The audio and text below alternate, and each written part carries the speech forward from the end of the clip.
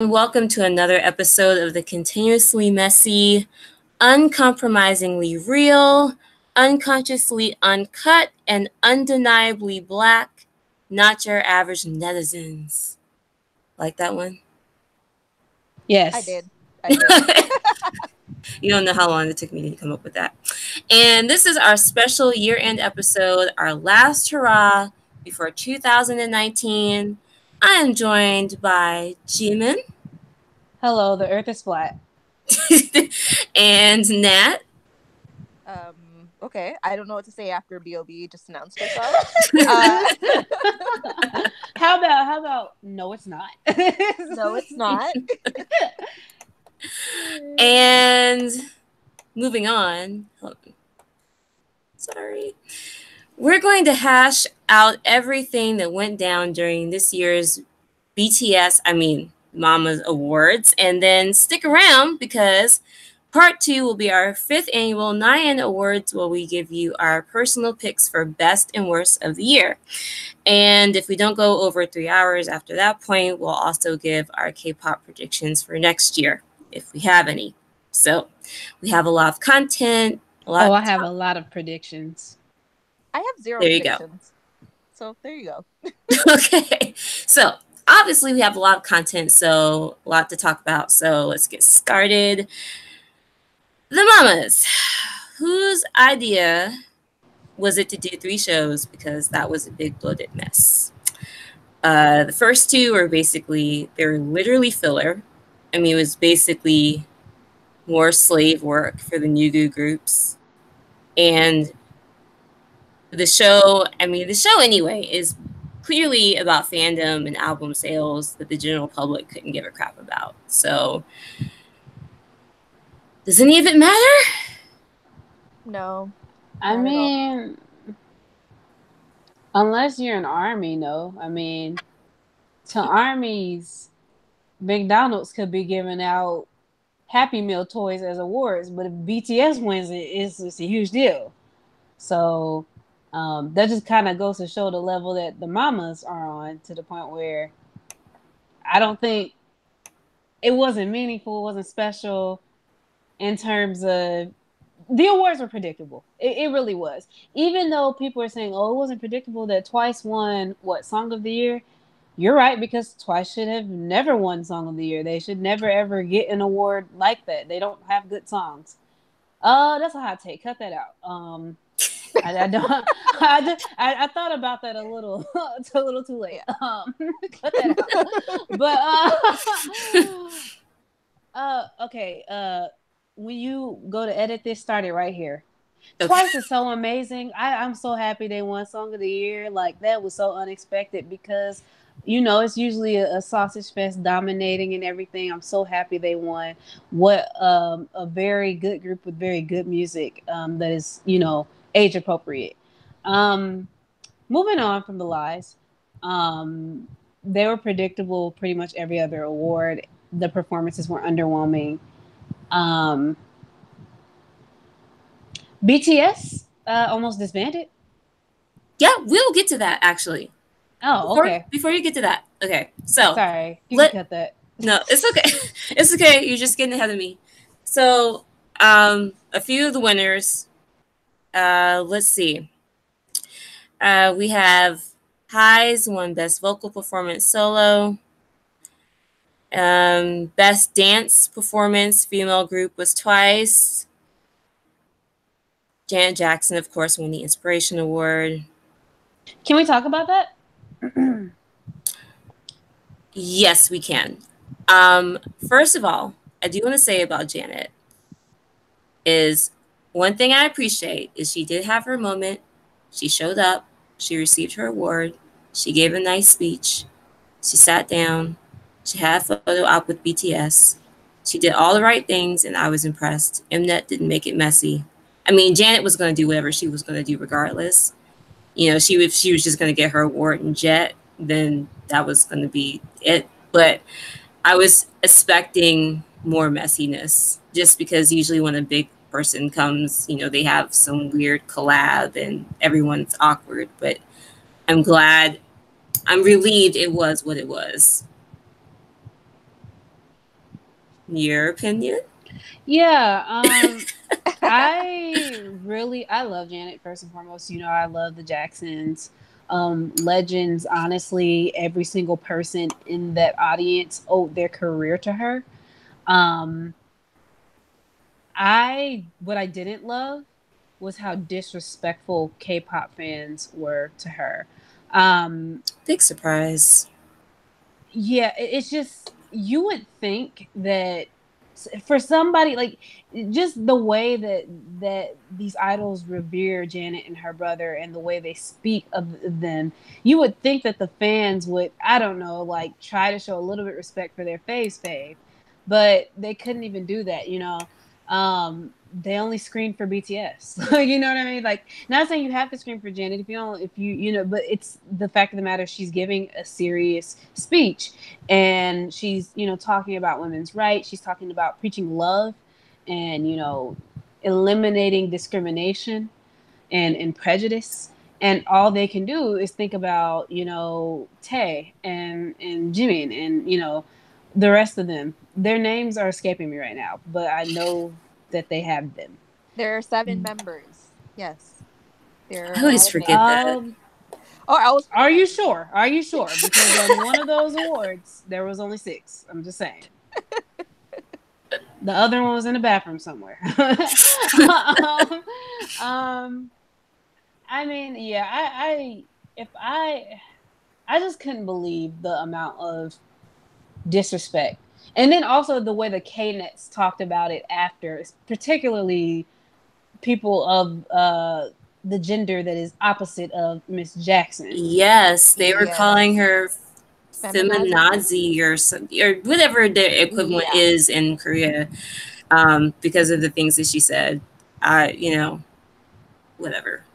Yeah, it's just like it's weird how wanting to have equal rights makes you oppressive to people. Like, I don't understand. Like, that's just the weirdest thing in the world to me. But that's really, I just felt like it all the way, you know, no matter how you approach it, it was just disrespectful. And I guess you can make the argument.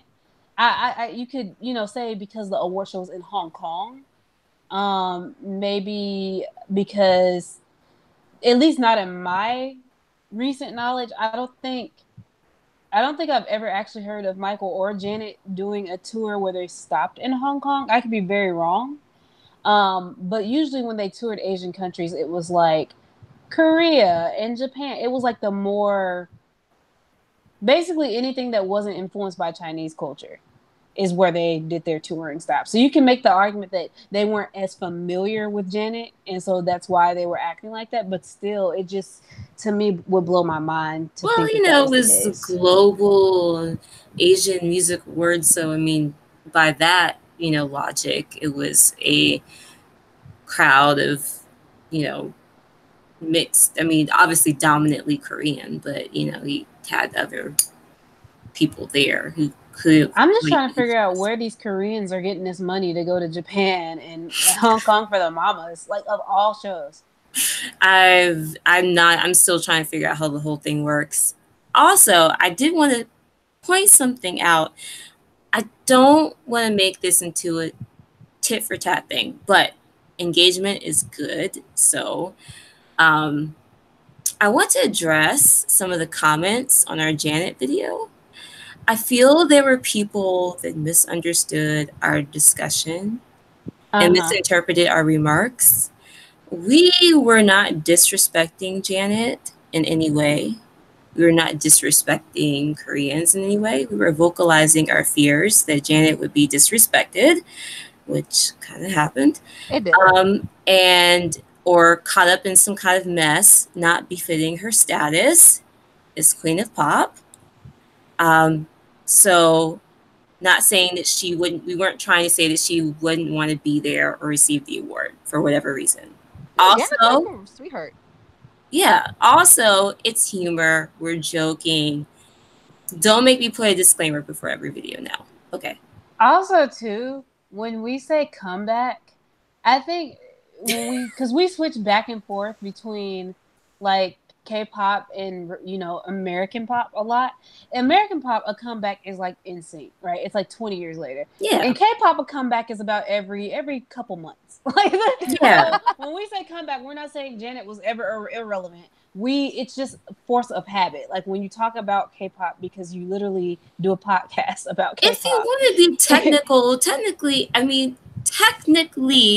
she is making a comeback. She has not been active as an artist for some time. I mean, Exactly. she hasn't been actively promoting, we should say. Not that she hasn't been famous and legendary, known as Janet. She just hasn't been out there promoting and, I making mean, I think music. Janet has been promoting, like she's done a tour and stuff like that. It's just Yeah. hasn't. It wasn't as Of course, She hasn't been on, obviously, it wasn't as aggressive. Like it's yeah, like she her hasn't been on Velvet Rope TV and, days, or like yeah. you know what I mean. Of course, it wasn't. She has a baby. Like what? You know what I Yeah, mean? Was I She's mean, focusing married. on her life. Like I don't Yeah. expect her to do what she was doing in her Rhythm Nation days and like every other. You turn the channel, she's on every other channel. Like I don't expect that. Um, I don't know. I just think I did see some things, and I was just like, I mean, I don't really, I don't have a dog in this fight. I'm sorry, it doesn't.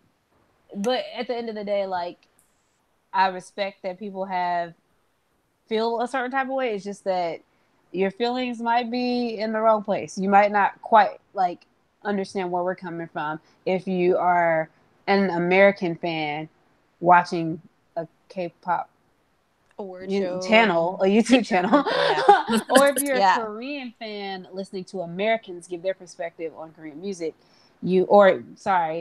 Western people. I know we have people who are not American on Not here, an but American.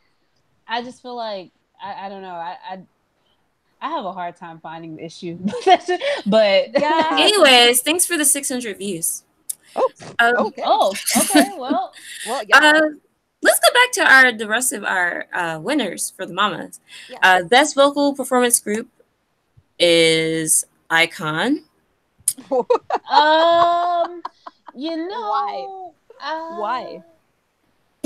And I like Icon. I do. I've accepted it, but vocal? well, They should I have. think we use the word vocal a little too Loosely. loosely Yeah, because fair enough. I think when some people think of vocal, they think anything that comes out of your mouth because of your vocal cords are connected in your throat. Like there's a whole anatomy. Yeah. I don't think they realize that vocal has connotations in the music world where it actually means you have talent. No offense, they have talent. They just are not Just top not. vocal. No. That's No one would ridiculous. ever, ever, ever consider them like a vocal boy band. They are a hip hop based boy band. Yeah, and They're they will mostly tell you that in singing a with heartbeat. hooks. Yeah, exactly. Um, yeah, you know what? I think you should just read out all the winners or the major winners, not all of them, just the major Okay, ones, well, there's not and that many then left. we'll just like talk about what Roast we thought them. about it. Yeah. Okay, there's not that many left. Best female group was twice, of course. Best dance performance male group 17. Best female artist Sunmi. Best male group 101. Album of the year BTS Love Yourself Tear. Song of the year twice What Is Love. Artist of the year BTS. I agree with most 17 deserved that. of them. Yeah.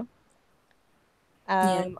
I don't like Wanna winning boy group of the year or whatnot. Like I think that kind of makes sense because they do sell like a crazy amount of like albums, and they like their rankings for their solo members. I mean, it just King Daniel, I guess, but some other people in the group as well too. It's always Daniel's like a the top. cutie, honestly. Yeah, We but I roast don't. 101, not just facial. I like if you actually watch him on varieties, he's Yeah. actually kind of sweet. Like at least his Oh, that's idol good. persona. I don't know him personally, but Yeah. it's kind of sweet. He's So kind of got that boy next door kind of charm. yeah, Like I can Ramon see Mom. why he has so many fans. But I would say that Song of the Year should have went to Love Scenario. I think that would have just made sense.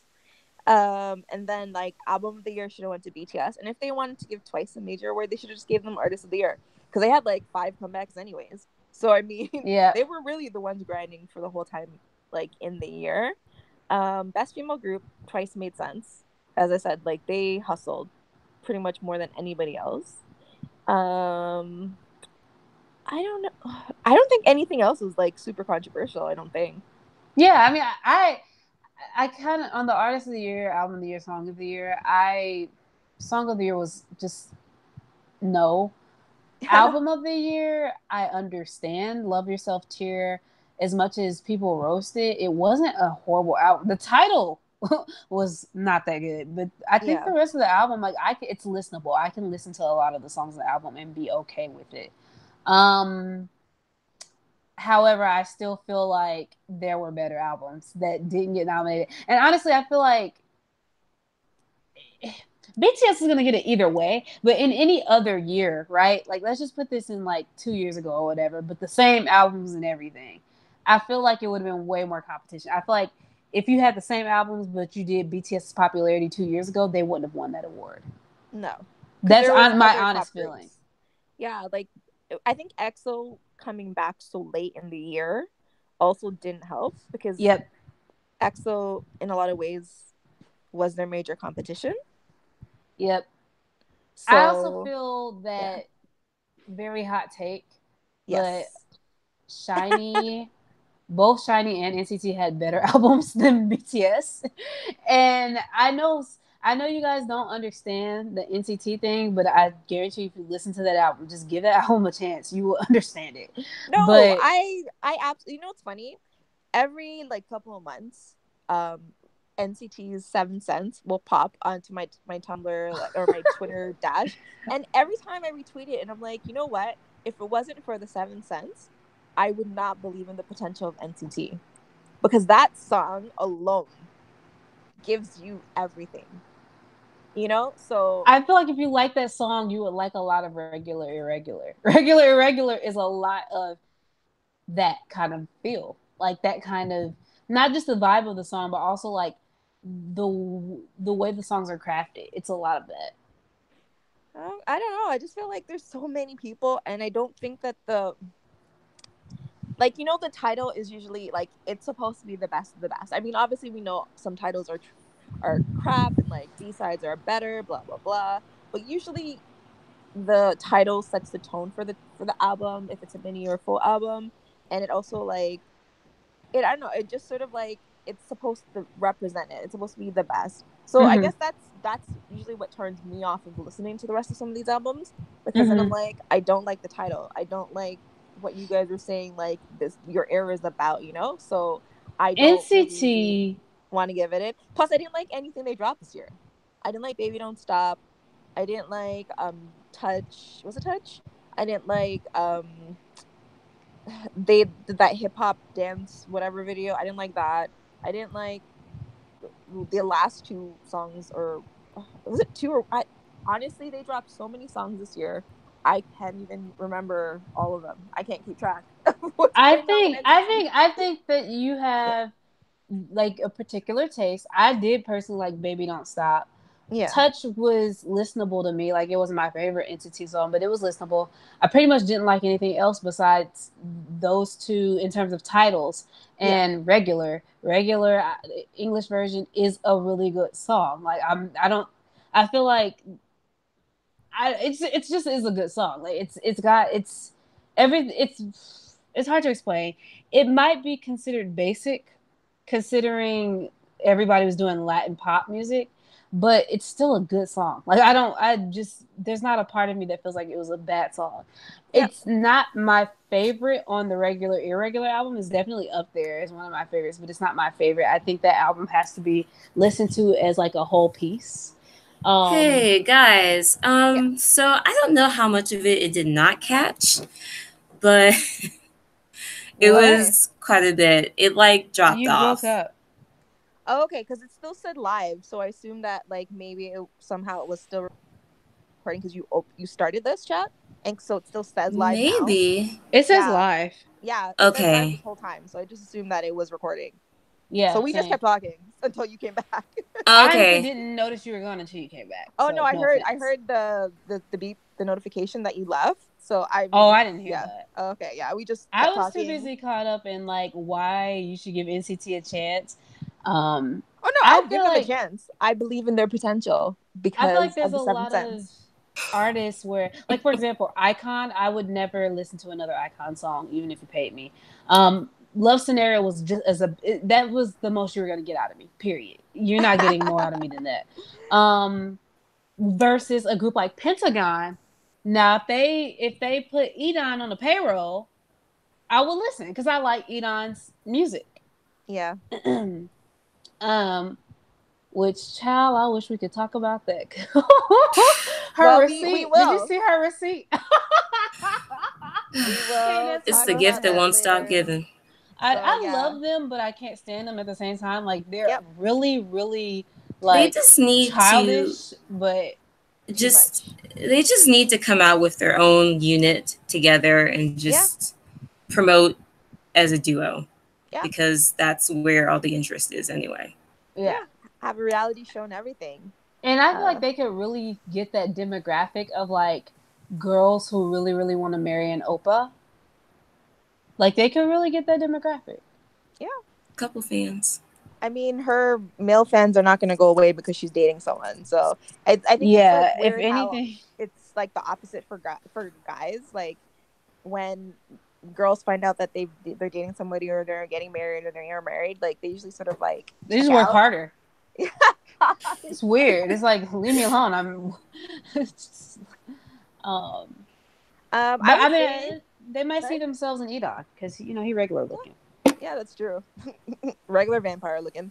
Best vocal performance, Highs won, and I think that is probably the only time I was like, I don't think Highs can sing. I don't know what it is.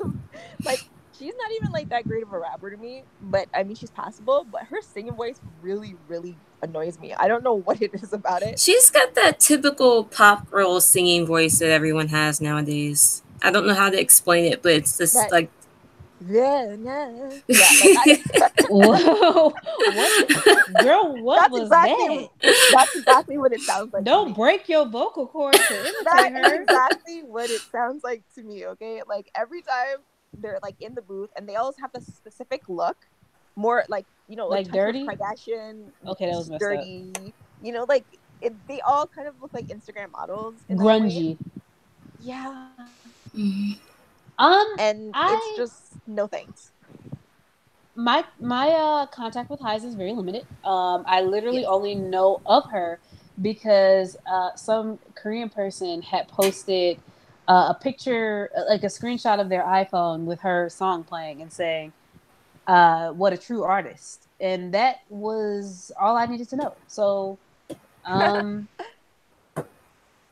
I thought everyone whatever thought Ash that says is correct, huh? Oh, about her singing abilities. Yeah. I mean, not Ash, Nat. Sorry. It's okay. I like unique singers once in a while too. Like, so it's not even really like I don't like unique tones and voices and things like that because I do. I just don't like Highs, and I've tried. Like, I mean, Highs is like so like she's trendy. I think in Korea in terms of like as a soloist and like this indie sort of like cool girl. She's like the female Dean, I think, and so I've tried to get into her, and I just cannot. Yeah, see, and I can't. I don't really like all of Dean's songs either. So I feel like she's like the way you guys are describing her. She sounds like Halsey. Yes. Sounds like I was thinking that, but I was like, no, I wouldn't do her that bad by saying Halsey, but wow. Okay. It took me a minute to catch that. Does anybody like Halsey? Like, I think Halsey does. No offense to her. No offense to Ashley. She's, I'm sure, got some sort of hidden talent.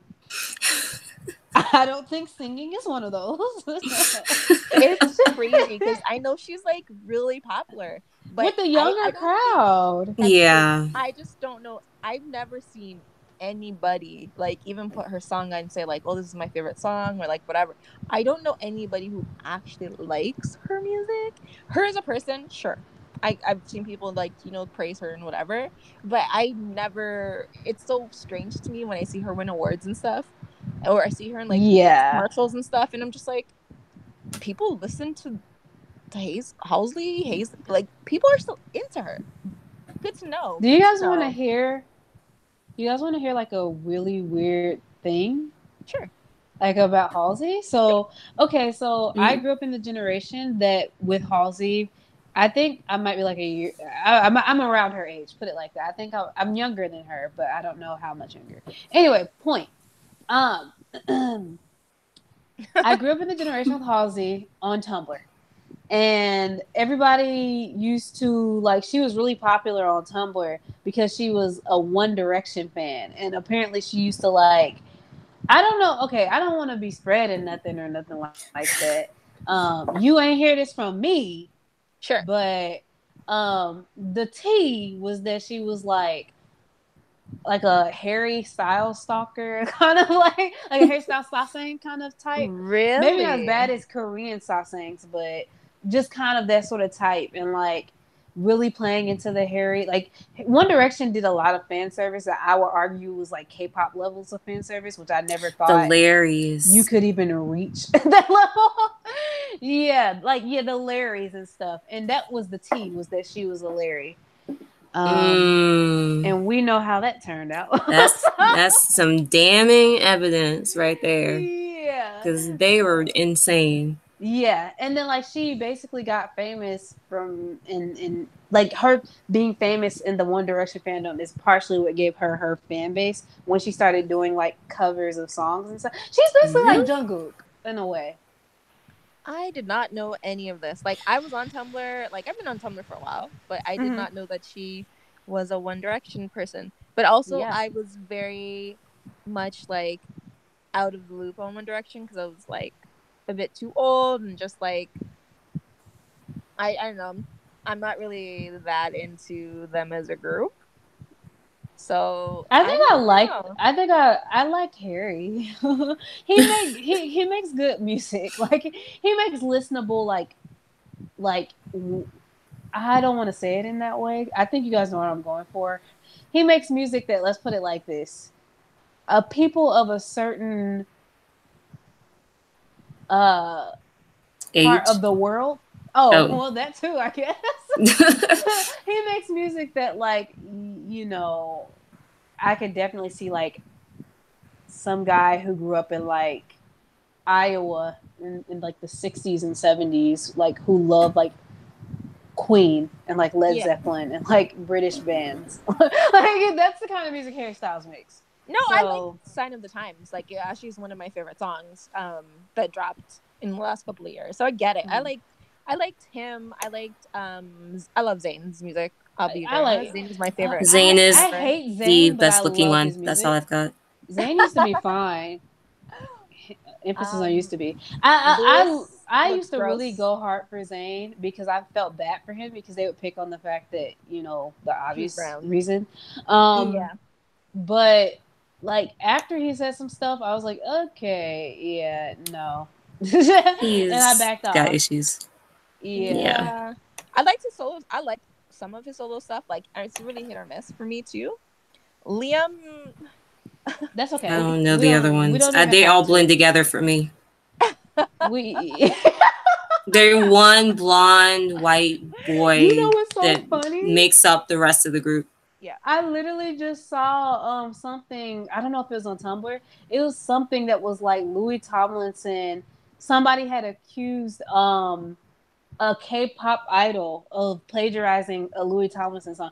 Now that I Oh think No about it, yeah. way. was it? It was somebody from a big group too. I don't know if it was BTS, EXO. I think it was Dio, Kyungsoo. Yeah, from EXO. Apparently, he plagiarized Louis Tomlinson, which I don't know how that's possible because I don't remember Dio having a solo. Am I Yeah, just no. am I like going crazy or did Dio have a I solo? Maybe he did an OST or something. I don't know about any Perhaps. solo. Yeah. That's a Dio-esque move. But so yeah, these mamas. is we so as we all know though, BTS was built on the backs of frustrated One Direction fans. Of course. Yes. And now as the circle moves on, ever unbroken, we have BTS on the at one point saying that they were at the verge of disbandment. Now we are going to sit here and watch. Their sobbing, sniffling, snot dripping down their nose showcase of an acceptance speech. Oh, we're gonna watch it. We're gonna watch it. Subs and everything. Okay. Can I get a link? Yes. In the chat. I will be giving you. Send it to me. I'm trying to see where I We'll can put it see in the chat thing because I'm actually on my good. phone. Okay, perfect. I don't see anything. I don't see anything either. Wait, you guys are both on your phones? Yeah. Let me email it to you. Oh. Yeah, email. That works. Yeah, that works. Oh wait, did you just open up another chat? Oh no, Nat is in Oh another wait, chat. I see it. Yeah, wait, I see it. One. So, because we had a whole bunch of like. Okay, I got it. Closed, so. Nat is in a whole other chat. Yeah, that's funny. We're gonna have to do a lot of cutting. Oh, I'm gonna switch to my computer. By the way. Okay. Hold on.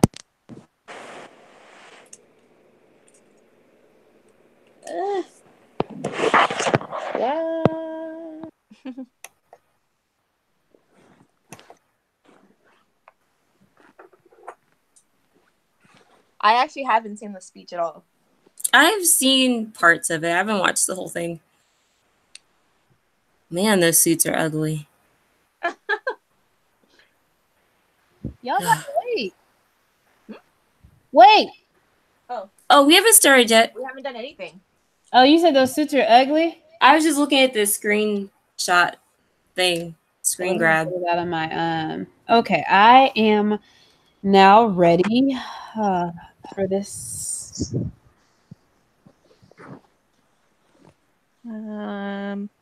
Sorry, did you send it via email or should it be in the room? It should be in the room. I sent to Jimin. And is this me? Oh, let me see. Hi. There's a bit of an echo. No? It could be because nope, it's not because I closed out my phone.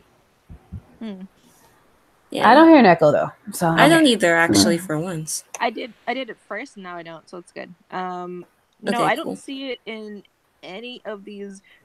Hold on, let me I'm going to I'll put it all over the place. I'm gonna put it in there. Oh wait, don't click that. Okay, I won't. I don't know what that is. Oh no, you can click that. Just kidding. You can go ahead. I don't know what you want me to click. Okay, you can click the last link that was posted. It was weird because it showed up as a Google link, and I was like, "Wait, what if that's something weird?"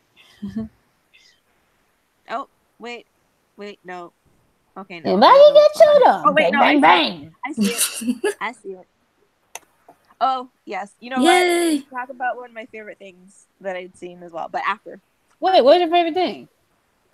Oh, you can talk about it during the video also.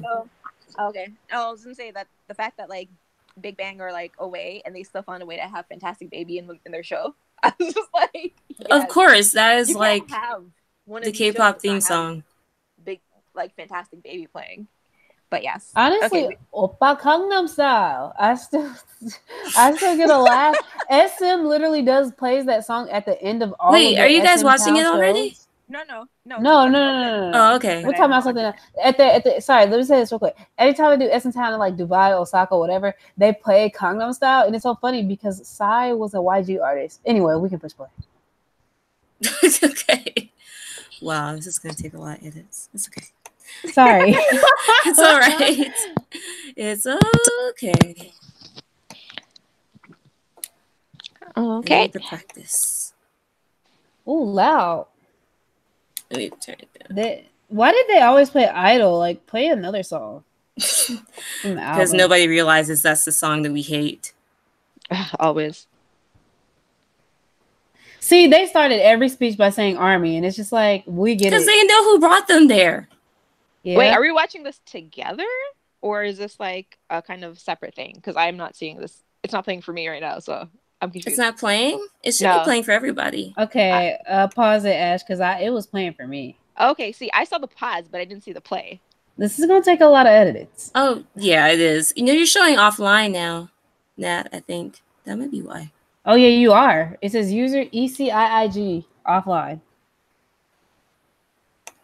I think the G in there stands for ghetto. It just kicked her offline. That's like pretty ghetto. Not you, Nat. Nat, are you okay? Where is she? They're having all kind of technical issues tonight. Oh my god, baby giraffes. They're so little, it's creepy. What are you looking at? I'm gonna send you guys this video of these baby giraffes. It's really creepy. Oh my god.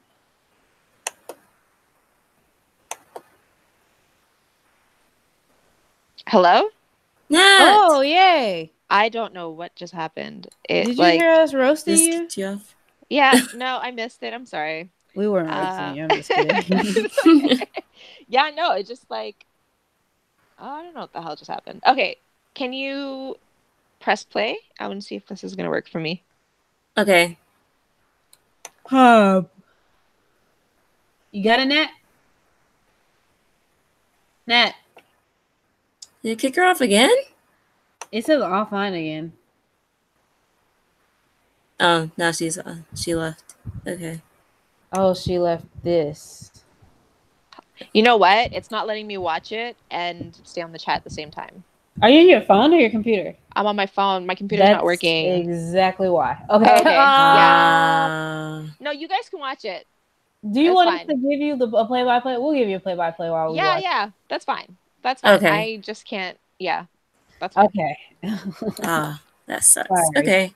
No problem. We'll work around it. Okay, so also I can edit in comments from later. Yeah. Okay, so right now everybody's bowing. Of course they are. Here you go, starting off every speech with Army. Please ignore this sappy music by BTS Army Cult that's being played in the background. Why do they do that though? Like on all the day songs. I don't know how to pronounce that word. No, I think day songs is right. Honestly, I will say this. I do like J-Hope. So it was weird to see him cry. Cause it tugged at my eyelids. They aren't crying yet though. Oh yeah, they're not crying yet. I'm just letting you know. It was I was kind of confused when I saw like pictures of them crying there. Cause I'm like, didn't you guys win this award last year? Yeah. Did you not like have million selling albums? Didn't you win American awards and stuff? Like I was kind of confused about the crying. Yeah. They didn't almost break up last year. Okay, now the waterworks are starting. Oh yeah, boys are crying. The lips quivering. He's such a passionate crier. Oh, now Jungkook's going. Now he's going down. Now Jimin is filling J-Hope up. Dramatic. The music doesn't make it any better. Tears, like he seems.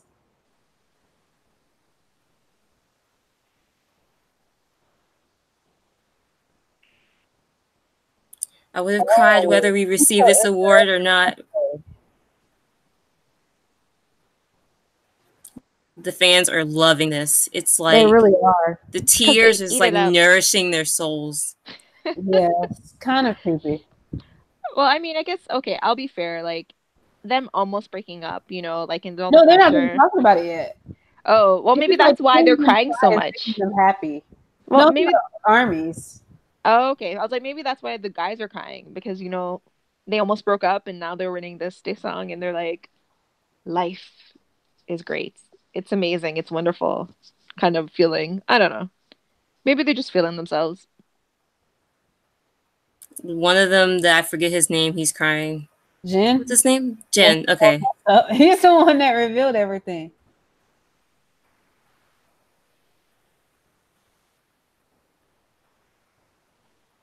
Isn't Jimin supposed to be the... Maybe I'm thinking someone else. He's not the shy one, is he? No. He's pretty attention-seeking. Yeah, I kind of got that from it. I was like, I must have him mixed up. Jungkook and I think Yoongi are like allegedly the shy ones. Jungkook is openly crying now. I'm kind of sad that that's the only one whose name you know. Because I see it so often. So, oh, even Namjoon is tearing up some. He's trying to man it up. He's trying to man it up. He's he's doing that whole thing where you're just sniffling and you're holding up your head and like, I'm not going to cry right now. I'm not going to cry. I really like Jimin's voice. I wish he was not the person that he is. Okay, now that's messed up to say. I wish he would be more apologetic and like, just a nicer person. We'll have to cut that out.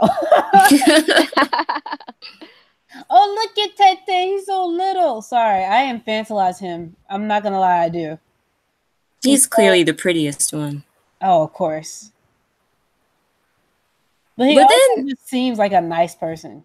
Well, then we can mention this later, but I read something from some BTS fans. They wrote that there is, now he's breaking up, that there is some stuff going on with him possibly not getting along with the others, and that might have been the source of the fracture in the group. I don't know. Yeah, I read that too. Like RM or V or what are their other names? They said that Taehyung allegedly fell out with JK and fell out with the rest of the group because of some reason that I don't even understand. Maybe it's a girl. Maybe they were into the same girl. I don't remember that one being it. But you never know about these things, man. Honestly, Yoongi's so little. Next to the rest of them, it just makes him so small. Oh my god, the screams. It's like, yeah, I can't imagine having to be there. Yeah, you're going deaf if you're there, especially at this moment. I'm subconsciously screaming as I'm talking to get over them.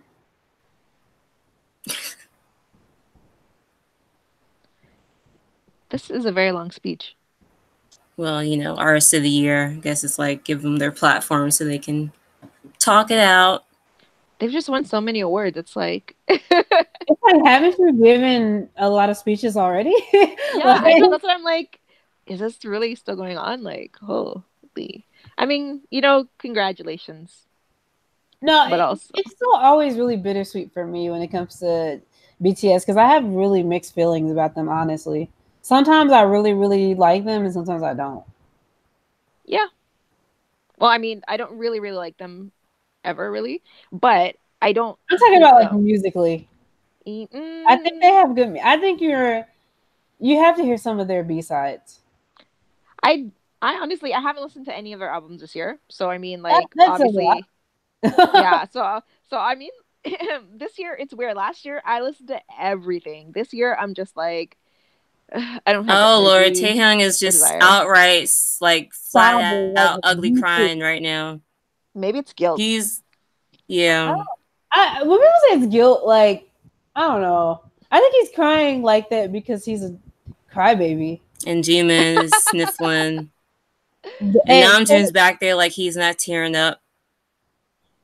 Well, all your bros are crying on stage. You're gonna start crying too. Because you pretty much revealed that you almost broke up, and everybody's like, "What?" They don't know. Rap Monster panicking in his head, trying to come up with a crisis management plan about how to get the scandal off of them. Their next album is gonna be about the almost breakup.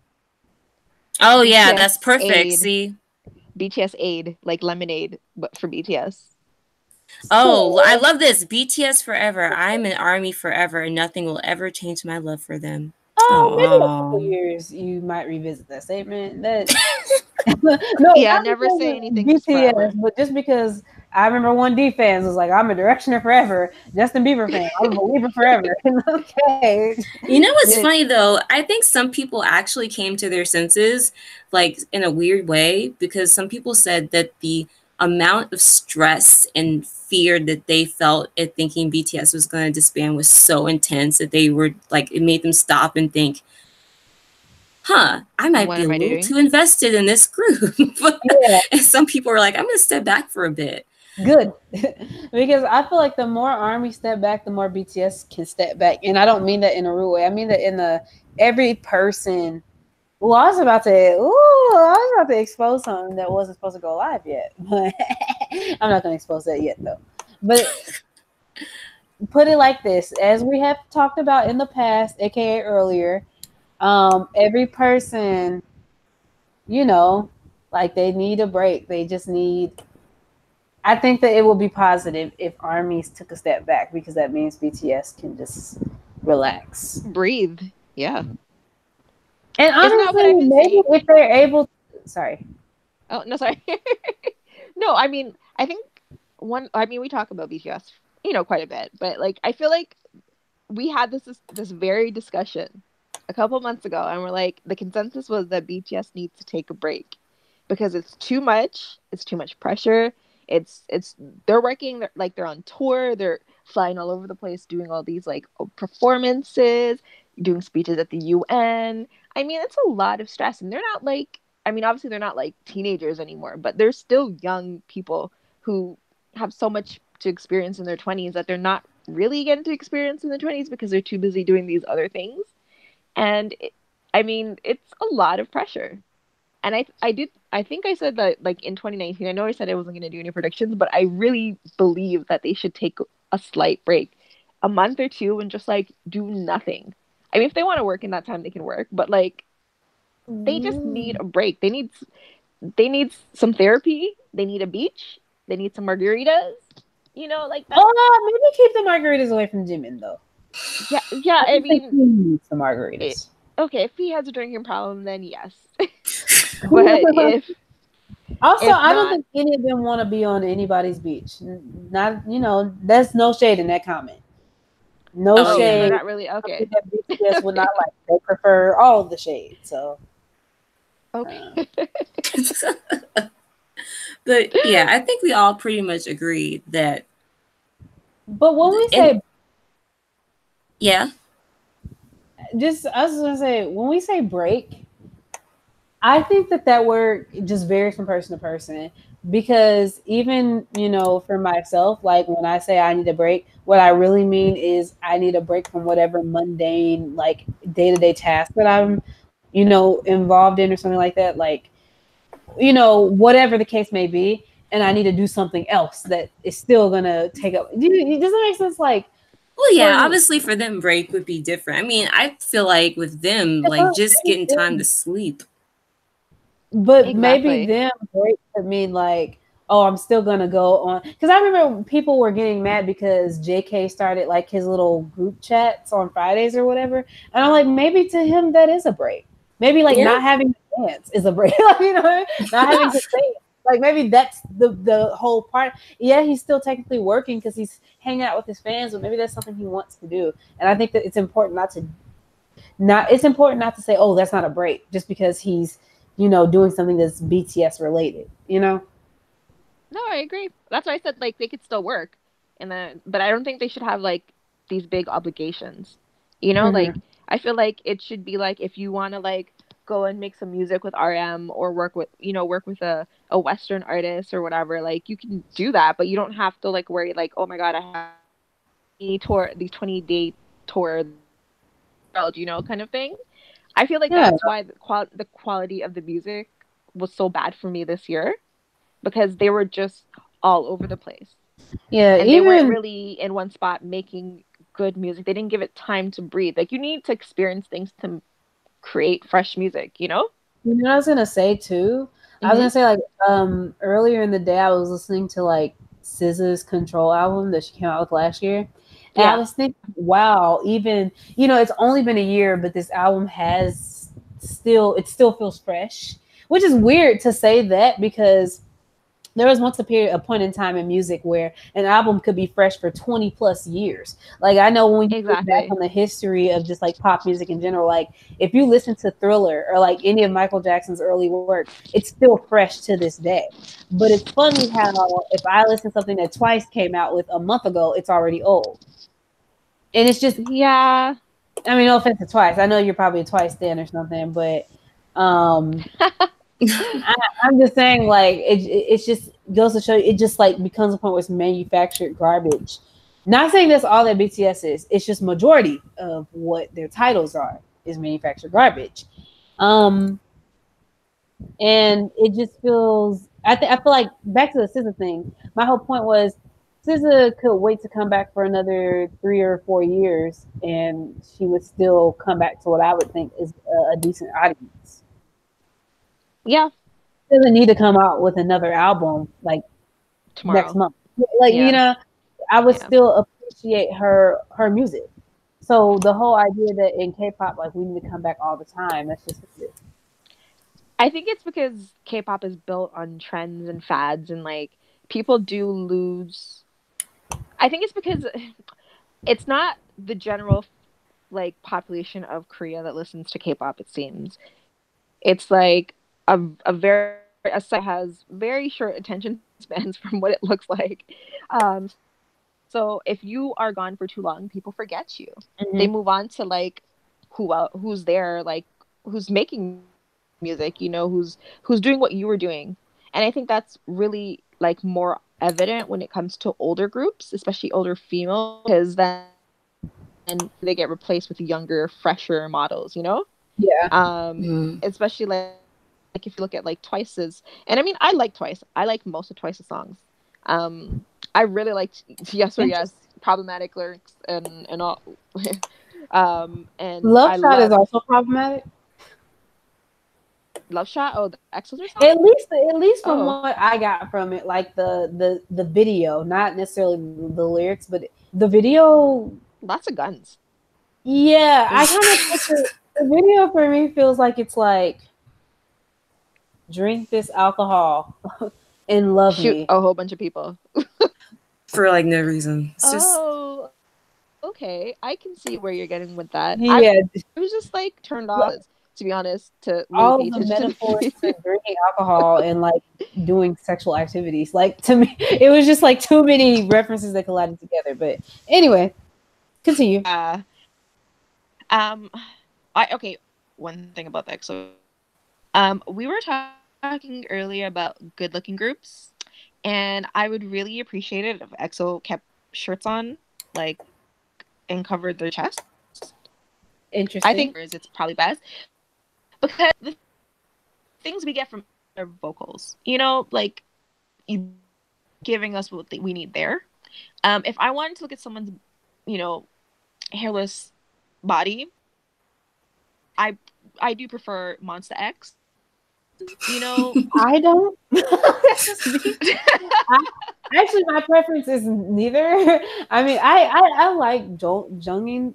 I'm saying that man's name all the way wrong because I want to say Jonghyun so bad because I've been reading his name all day. But I like Kai's body, Yeah. but I don't know, Really? like the whole big muscle thing is not for me. But he has a great healthy. Keep doing you, Wanho and Shonu and all of you Monster X guys. You guys, I'm so like it's keep living your lives. I think big it's healthy better. bodies in K-pop. Yeah, just keep being healthy. If you are healthy, I can't say I'm not your doctor. I don't know, but do you? And we love you for who you are. I'm just saying what my type. It's okay for people to have preferences, and my preference is Yeah, somewhere in the absolutely. middle between a big built guy and like a skinny guy. And I actually really like a lot of skinny guys. Like on that, a lot of people, controversial term. I know we're still for some reason calling them twinks. Controversial, um, but that's kind of bodies I like. um, Okay. Okay. Healthy, athletic, but I not too like. big. I think it's. I don't like to say manly physiques because I feel like that's hyper masculinity, Oh like rearing its head. So I don't want broad shoulders. Like bigger. I don't think like anybody who looks like a wrestler is gonna be that's that. not for me. But I kind of like somewhere in between. Like nice, sort of muscly, definitely taller than you, bigger than you. I don't want to date a guy who's skinnier than me. I'm sorry. I'm just gonna be honest. I don't. I feel And I'm not. I kind of can't help that. Like I'm very like I don't know. I feel like you're either gonna be my weight or like I don't know. I can't deal with like the Jason Momoa kind of. That's not that's not for me. Healthy, beautiful, beautiful person, not for me.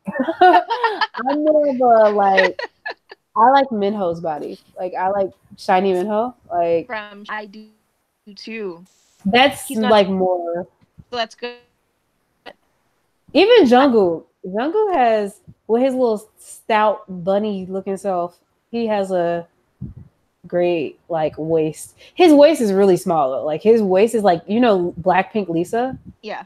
His Oh, waist that's is skinny. like her size. Their waist they have the same waistline. I would say ideally like bodies in terms of creating celebrities. Jo and Who? Sung. Who? Kong Yu. Sis. Um. You can you type it? Oh. NG and then you YOO. It's more so that it's like breaking up. It's not. Oh, sorry, you can't hear me? Hello? It kept breaking up. Like over and every time you said something, it broke up. Oh, sorry. NG. Hyunju. No, GONG. Oh, GONG. Kong and G. And then you YOO. Gongyu. Yeah. He's oh, okay, so he's a sugar daddy.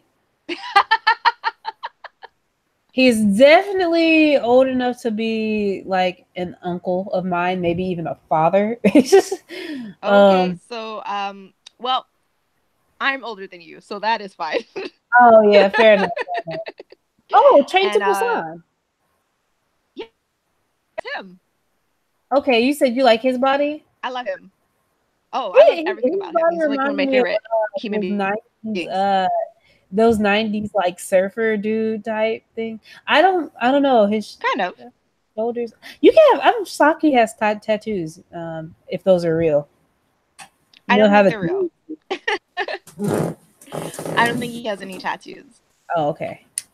But in Jo In Sung, who's another actor, definitely like around the same age as well too, that I like. And there's not many of them, unfortunately, in Korean, because they do come a bit skinnier, unfortunately. But that's my thing. I stepped away from the computer, and you guys are still talking about idols in their body shape. We have an episode. Shaming. I'm not body shaming. I'm saying who's trying to explain to me the types of bodies she like. And we're not body shaming. We're just not body shaming. I said they're body shapes. Oh, okay. Yeah, not body shaming. No. We appreciate. Yeah, I can appreciate all bodies. Like, and I mean, what I do shame is teeth. Sometimes I can't. What I do shame is teeth. I can't appreciate dirty teeth. I need you to brush your teeth. I've seen some teeth. You guys will be shocked. Like, oh, I have to tell you about this one time. I went to the grocery store. There's the girl that was helping me. She had so much plaque on her teeth. I just wanted to like go buy her a toothbrush. I was like, why girl, are you not a dentist? Why? I don't know. I just can't. To me, it costs. I feel like hygiene is super important. You can't control your looks. Everybody's beautiful in their own way. But if you like smell bad or have, it's just that's not. Yeah, that's kind of the. I'm allowed to pick on you if you choose not to take care of yourself. Exactly. I think a lot of times, sometimes people have personal issues or like medical conditions that they can't help in some cases, but for like 95% of the other people who do have like that kind of like have standard control of it, I mean, just no, I remember when I was in high school, and I'm not going to get too deep into my relationship with basically I just knew a lot of athletes, let's just put it that way. And like the guys, I spent a lot of time like, at the gym or whatever. The guys would be like, oh no, bro, like, I'm not going to take a shower. I'm just going to like turn my underwear inside out. Like, I'm not going to take a shower. I'm going to spray some cologne over it. Like, teenage boys are disgusting. Like, it's disgusting. Oh, that's so gross. But wait. rewind it. We were talking about Twice. And we're talking about I don't remember We were that. talking about how long ago was that? Lord. that was I don't maybe remember. 10-15 minutes ago. We were talking about about music and how like the staying power of music in a lot of ways, right? And like how, you know, there's music that's timeless. Like Mariah Carey's Butterfly, I can listen to that anytime. And My mom likes Vision of Love. Sorry? My mom prefers Vision of Love, even though she has the Butterfly album. Okay. Well, I mean, Anyway, Mariah always has great albums. Yes. So, I mean, I don't think there's really like everybody, I think, because it depends on what Mariah was going through at the time with what they connect with, right? That's how people are about Mary J. Blige. Yeah. I remember somebody was like, they were like saying, I'm not happy that she's like had the issue with her husband, but I kind of am because we're gonna get a good album. Well, yeah, because My Life was Lord. one of her definitive albums, and it was all about bad relationships and like discovering yourself. It's like I actually listened to I watched the visual album for Lemonade over the weekend, and I honestly got like I was entranced right away. From the first chord in Pray You Catch Me, and I mean I watched that whole thing and I felt so many different emotions, and they were different in some ways. Watched it like a year ago or whatever, but they were similar in a lot of other ways. It was very strange and it was very moving and uplifting, and I know I felt a lot when I watched it, and I don't feel like a lot of K-pop albums are like that. You know what I'm about to do for one? I'm about to suggest something, and I better be getting a check, wired, some sort of money wired to me, 7 figures or more from Big Hit Entertainment, because I'm about to give y'all the best idea y'all ever had. Sure. Y'all should, for y'all last big hoorah before your boys start going to prison. Military. There you go, military, going to the military. What they should do is a visual album, and they should release one song every month with a music video and make it tell one big story connecting all of their BTS theories. You know how hard armies would go for that? Armies would eat that up. Just one big, like almost like a movie, just like of like 6 to 10 minute music videos with like, it has to be blood, sweat, and tears level bop, so it can't just be any old song. Just really good songs telling a story, and release one per month, and like make different units of the members shine in every video, and then just tell a story. And then you can have a visual album, and then you can finally be up there in the same category as American artists who do visual albums. See? That's a guaranteed moneymaker idea, G-Man. But I think the main thing there is that they would actually have to put effort into what they were doing for once, like actual effort into making the songs and the visuals, and actually doing something meaningful with BTS as artists. And I think that's where the problem would be. Armies, I just want to go on record and say the person you just heard speaking was Ash. It was you know what's funny? Like after you finished what you said, I was like, that's not gonna go over well. Because they like, okay, here's the thing. I think that's very clear and evident. I like some of their music. I don't like most of the music.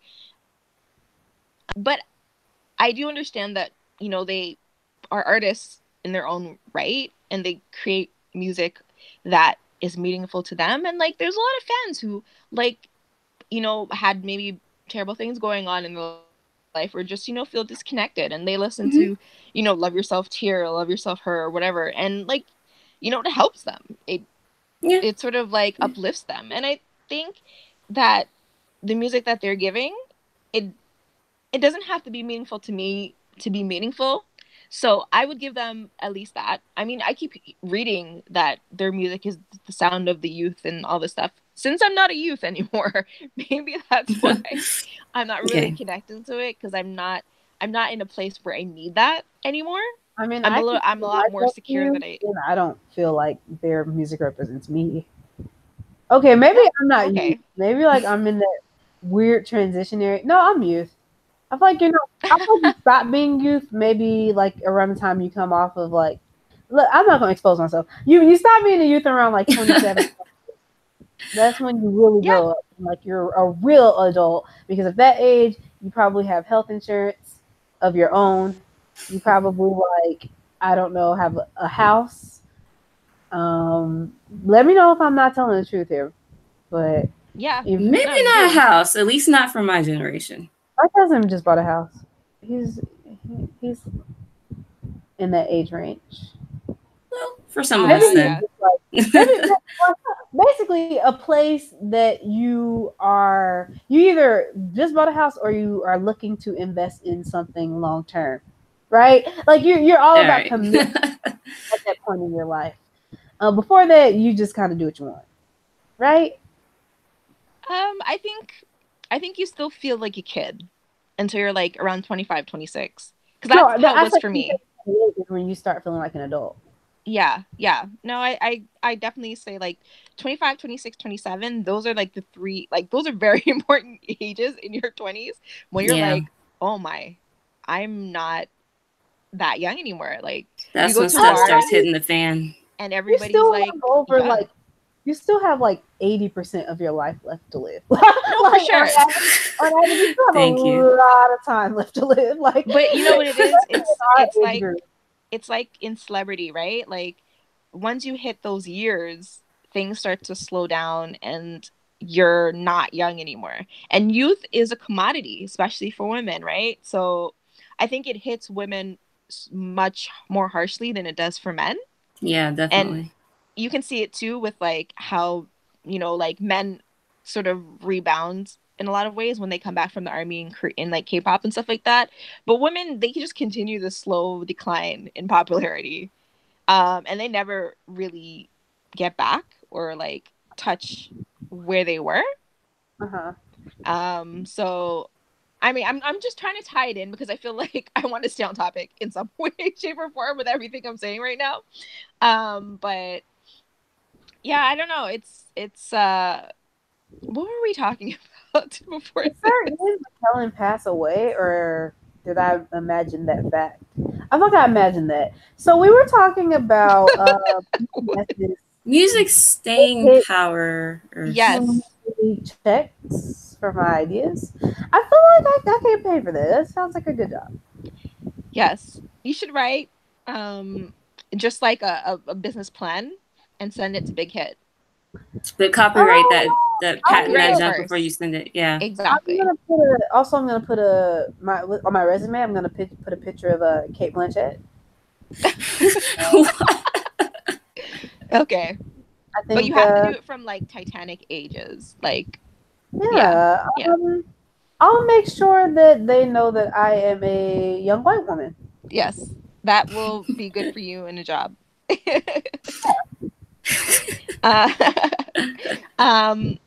But you know what? Like Susan, Cynthia, Beatrice. Beatrice Cynthia Heichelbeck. Yeah. Hunter Kale. No, never mind. Woo, that's spicy. We're gonna have to cut that out. Okay. What are we gonna do we have any more to say about Mama? What are we gonna keep cutting things?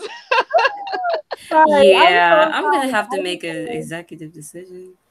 I will edit this if it makes it better, or edit half of it or something. I want to lighten the load. I just feel so bad because I've said so many things that are gonna get us like so much hate. It's okay.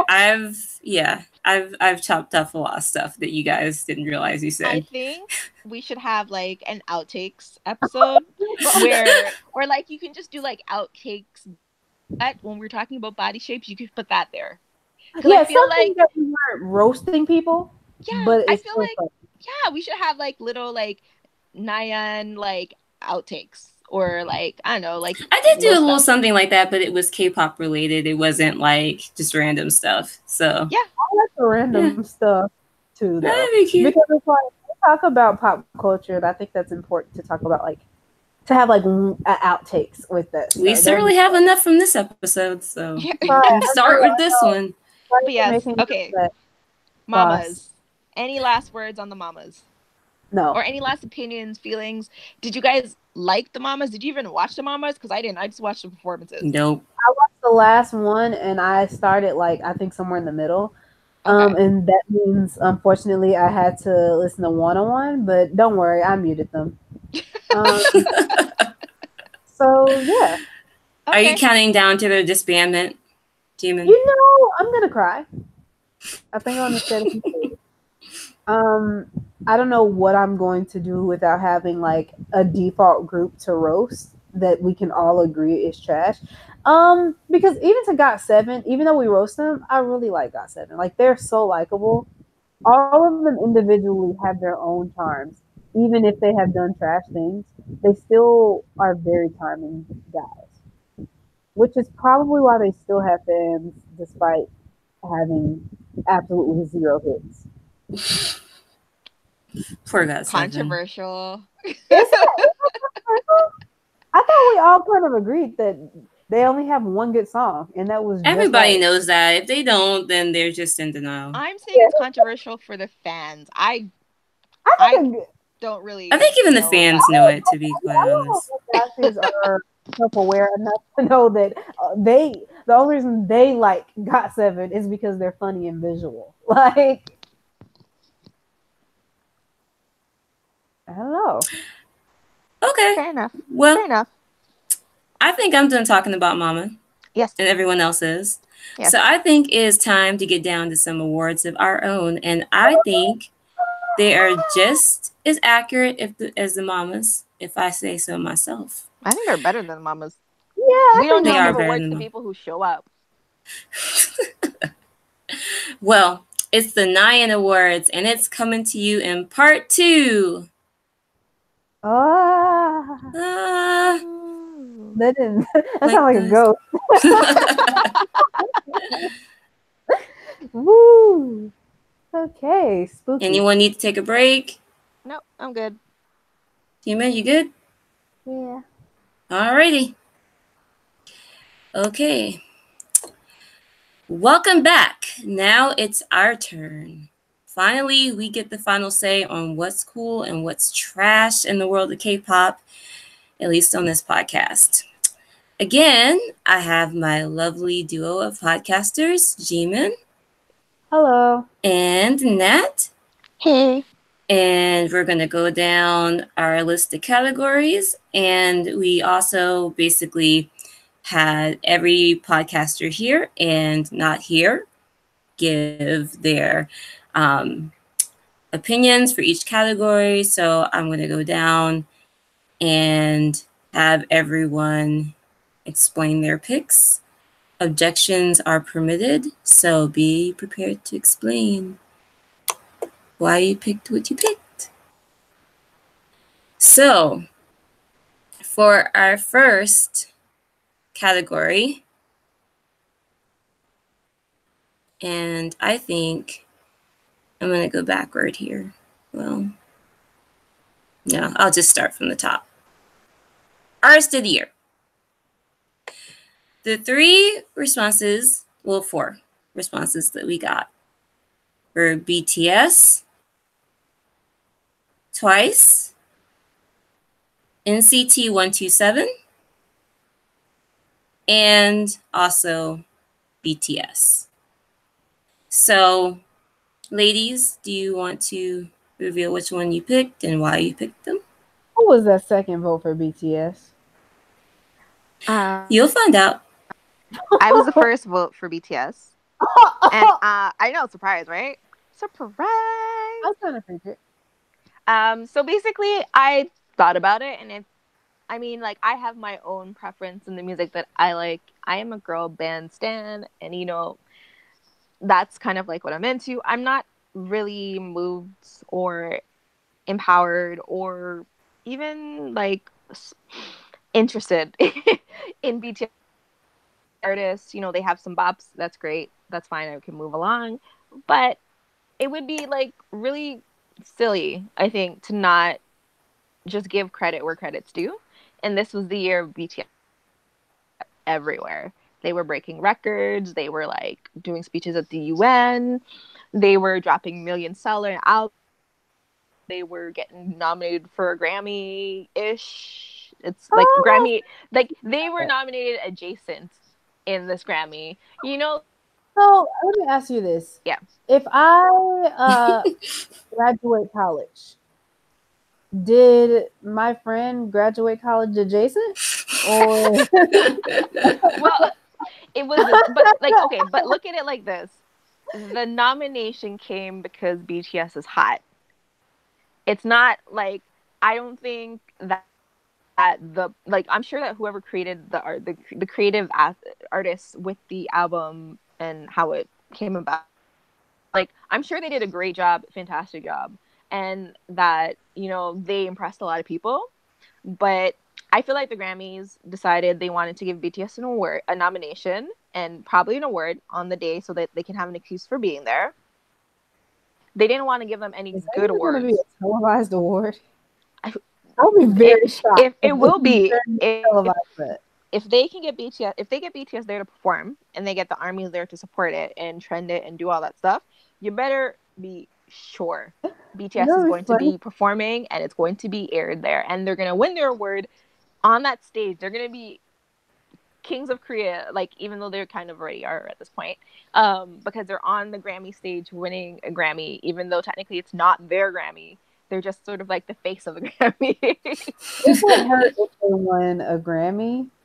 It would hurt if they're the person who drew that album cover won a Grammy. And the reason why is because I feel like I would prefer if if a Korean artist is going to win a Grammy as like quote unquote a representation of the nation, I feel like it should be a much more respected. Like I don't know, it's just kind of it feels a little bit underhanded. Like if I'm BTS, I'm like, oh yeah, great. It's it's great to be even in the conversation of a Grammy. It's the highest award in music, but at the same time, it's like, but sis, you couldn't have did better than this category. They Well, don't, but armies like, will just laugh it up. I mean, they're yeah. just gonna.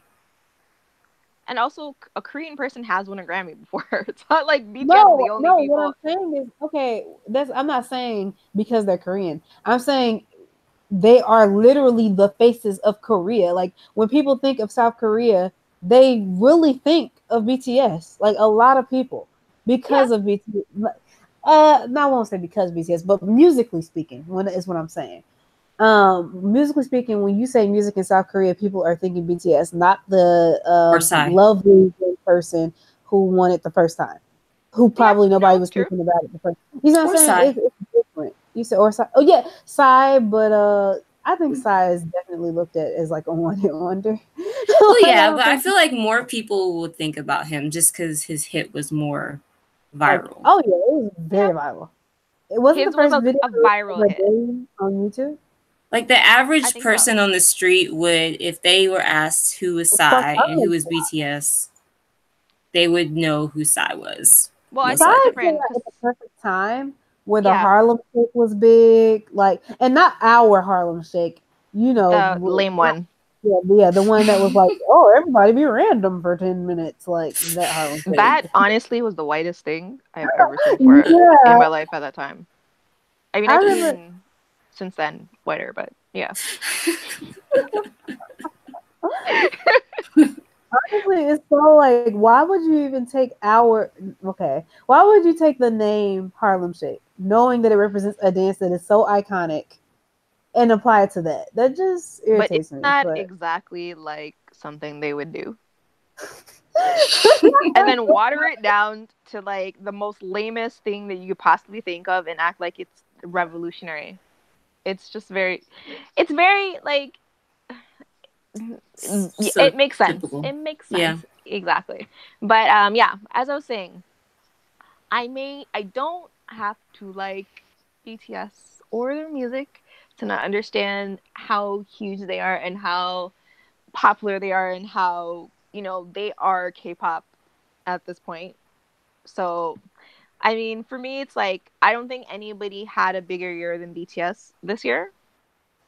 And people who, had better music, had better, I don't know, like stands that are like other things, like that's fine. But I'm talking about like who was like the artist of the year, and I think it does belong to BTS. So yeah, surprise.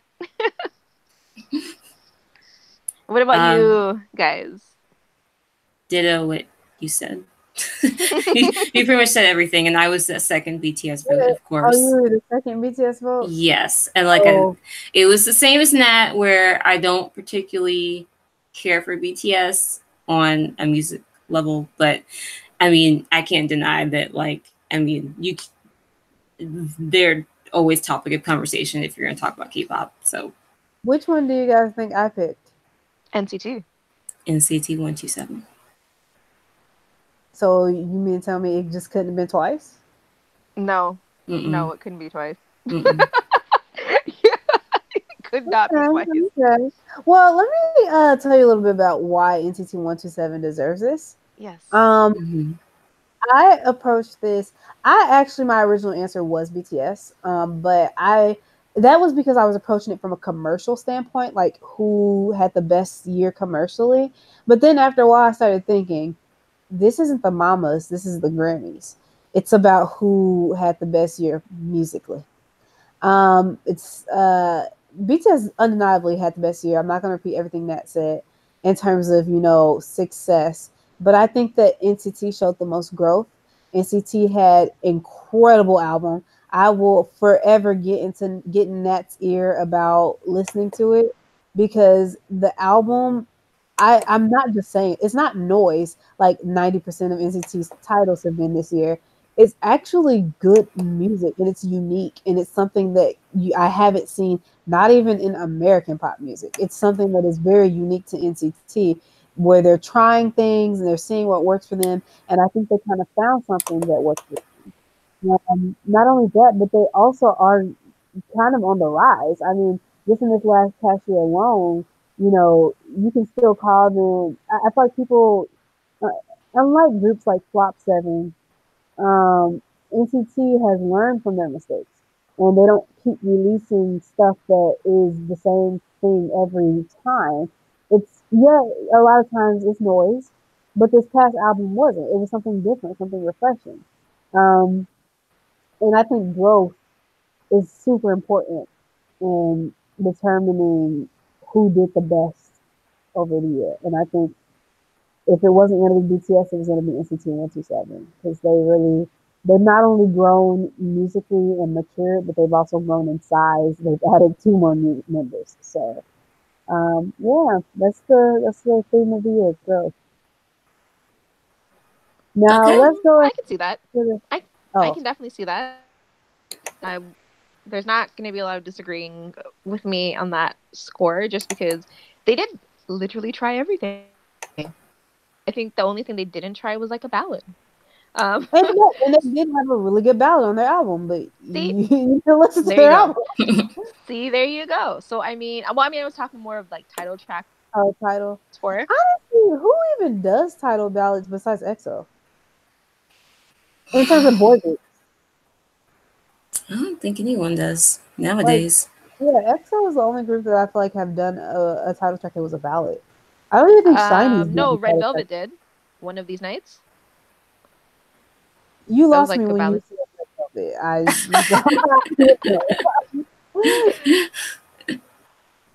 But yeah, you know what? Growth is important. So I think that especially with Shiny going to the army and my Super baby. Junior not having any in Korea anymore, as like exemplified by their him becoming a Latin pop group and sort of like So funny. and they're didn't really chart in Korea either. It was all like outside of Korea in South America and in Southeast Asia and stuff like with in terms of like SM keeping that stock up and keeping their shareholders happy and things like and having for making these music videos and promoting their artists like they not doing anything pretty much with FX and SNSD being sort of done, not really done, who knows.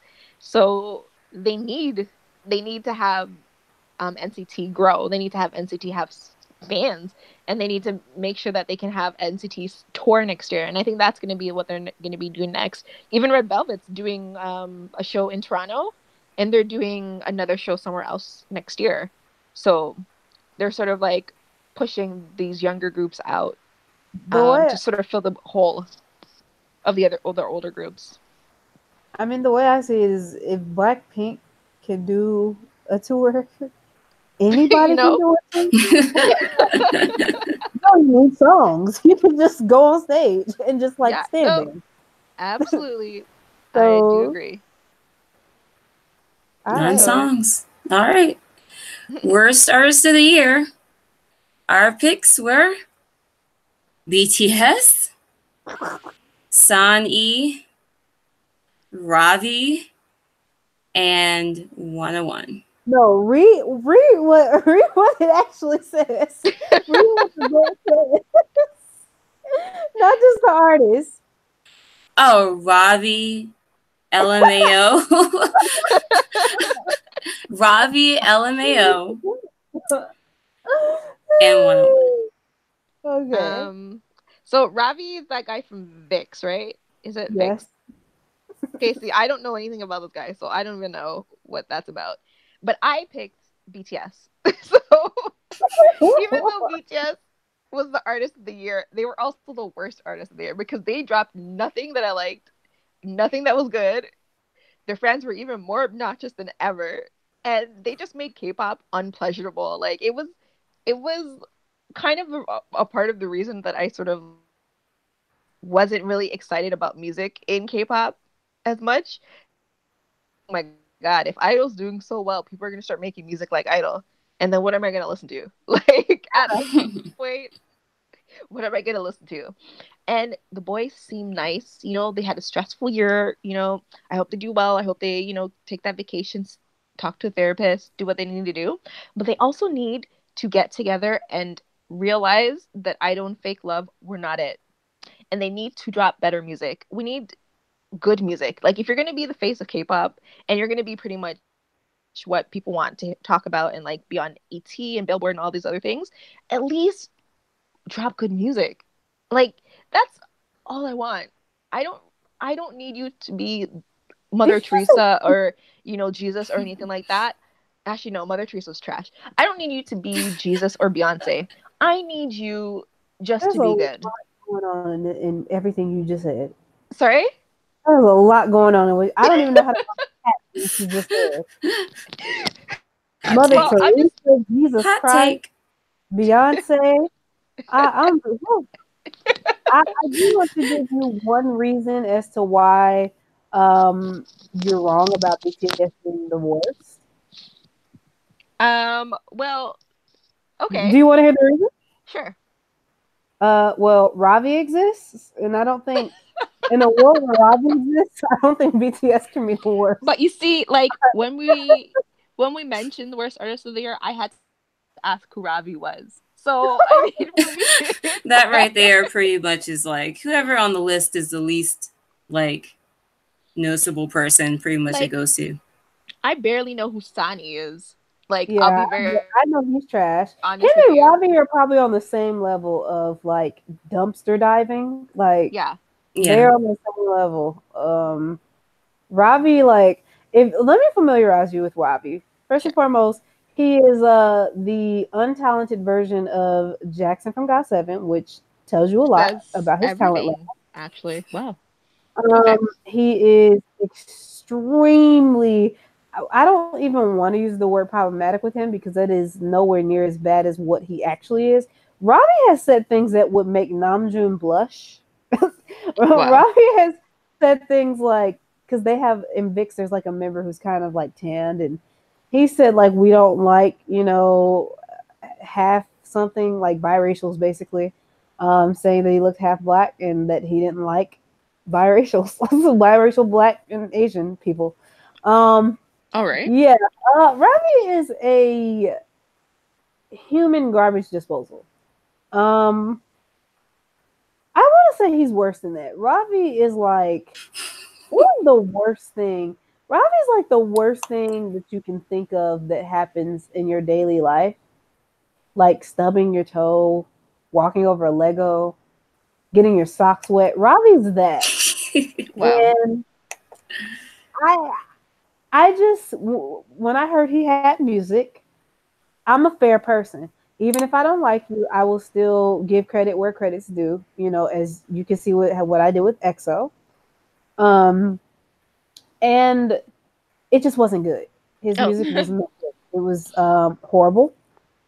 Um, I honestly wish people would stop comparing him to Jackson because Jackson doesn't deserve that slander. Yeah, So let me get. So did you pick Ravi? yeah, of course, all day. Oh, okay. Okay. Um, She You know, just gave the honestly, whole treatise. I thought you were just. I thought you had picked maybe someone. Who else was on the Sunny? Yeah, and I thought you were just like just giving us. You're like, oh, you know, this person is trash, and here's why. That's what I thought it was. But I wish that was okay. the case, but Who else did you unfortunately, put that LMAO at the end of Robbie? And I put 101 because they're useless. I mean, not completely useless because they made tons of money for Mnet, but I mean, I forget that they're there. They. And their music is, I forget what their music sounds like. I forget what they look like other than Daniel. I just, Sunghoon. Sunghoon is I don't know that guy. he's the singer. Oh, I shouldn't say it that way. I mean, but technically they only have one vocalist, and that is Sunghoon. Anyway, he's best friends with like Taemin and Kai and Jimin. Like you know, Taemin's little bro circle with like all of his Okay, so he's cool. the popular one.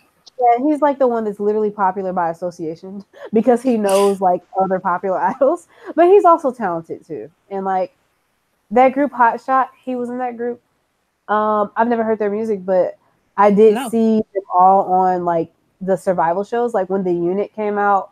You know, Rain's show, the unit that he did Yeah, and last they year. had like Unity.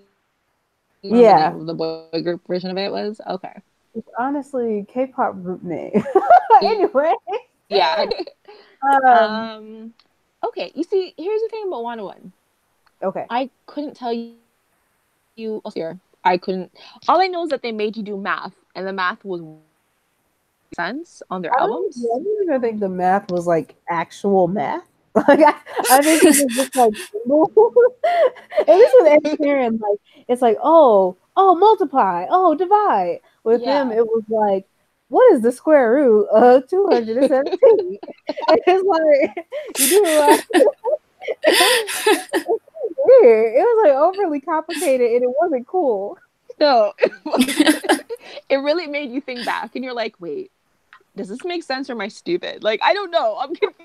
What's going on? But yes. So, I guess you know what? I actually agree with everything that every group or every idol that we have mentioned here.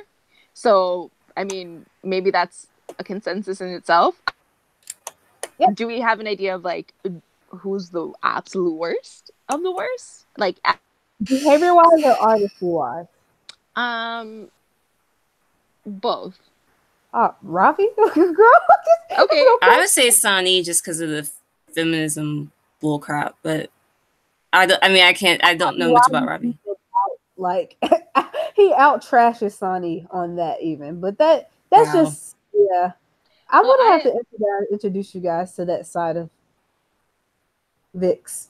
Anyway, well, I just know that Sani was on that show 16 when they picked twice, accusing these 16-year-olds of like seducing him during a like when he was a judge, and it was like I was just like, you're a grown man. She's him? like 15. Ew. Was that him on the show with Music where they were like making very date rapey comments, or am I? I don't think it wasn't like that on like 16. He was pretty much just saying like, no. There was a show like oh, it was with another. with it was around the time Litik had that scandal because everybody was talking. Oh, that should have been scandal. Because everybody was talking about how Litik life was really, really perverted, basically, with like young girl idols, and he hit that girl up on Instagram.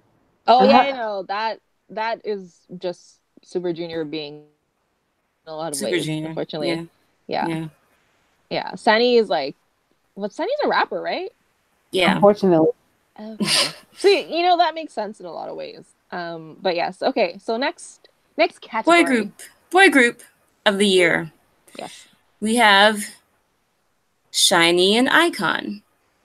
That's all one pick. Monster X, BTS, and Pentagon.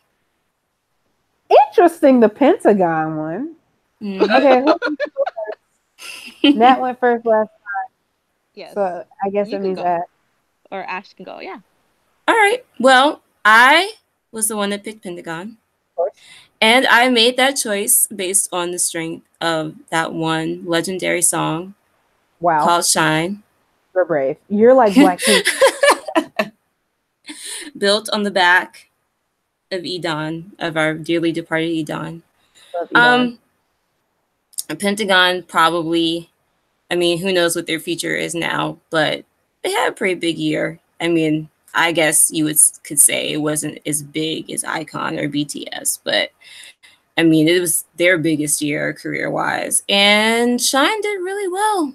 I mean, it's their biggest selling single, and I love the song. I've come out and said it.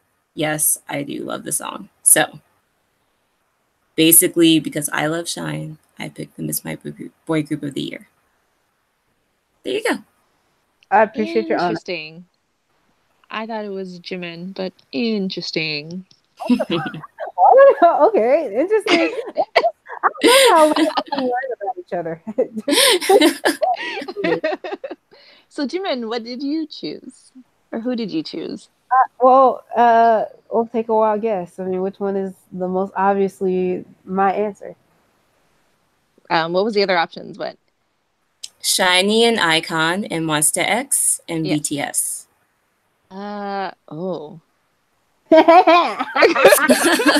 BTS. What the? I thought you picked it as a joke. Okay, so Monster. No, it I wasn't don't a think joke. I've heard I you. did pick BTS. Never heard you speak on any Monster X song, so I was like, I know it couldn't be Monster X. Monster X. Yeah. We'll get into Monster X at some point. They have a lot of fans. I really, really want to get into them, and I'll put it that way. Okay. BTS. What can I say? Like everything that you said about Artist of the Year, but just like on a lower level, because I still think 127 was better. BTS. There's a lot to be said for the power of like marketing and knowing how to market yourself, and also the power of like hiding all of your good music so that people feel very, very, very strongly whenever people say you have bad music, and then they go, no, they have good music, and they have to like search through hours and hours of content and one good song. There's a lot of like meticulous marketing that goes into that, and I appreciate that. I also really, really like some of the members. Um, and I think I just like what I just kind of like how, in terms of when you say boy group of the year, I just like how they. I'm kind of okay. That was more so my personal opinion. Let's get out of our personal opinion and back to the facts. The fact is, BTS is successful.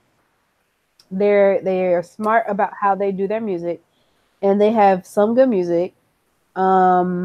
And they have Taehyung. I don't know for how long, but they have him. So treat him right so he can stay with y'all, because without him, your average let me not go there. But without Taehyung, I think you guys can imagine how much different this could be. Just imagine like duplicating Namjoon. That would be kind of scary, right? So yeah. Okay. All right. Well, I picked Icon and Shiny. What? I picked Icon and Shiny for many, many reasons, but Hold also on, because That's how you knew that I didn't pick that one because you picked it. Yeah. Wow, what Yeah. a cheater. Well, I mean, okay. With Icon, I mean, they dropped Love Scenario, they dropped two other semi-successful singles, and I think they had their best year. Personally, that's what I think. I think they had their most consistent year. I mean, the music wasn't all top tier, but it was still good enough in a lot of places. And I mean, they kept their names in for good reasons, for bad reasons. I feel like they were just like there, and they were there a lot. And I really like Love Scenario. Bobby is, making some good music. He's making me easily forget that he's trash until like he opens his mouth and then I'm like, oh yeah, he's trash. June is looking real nice this year. Guys, what the Sorry? get out here with that Toronto slang.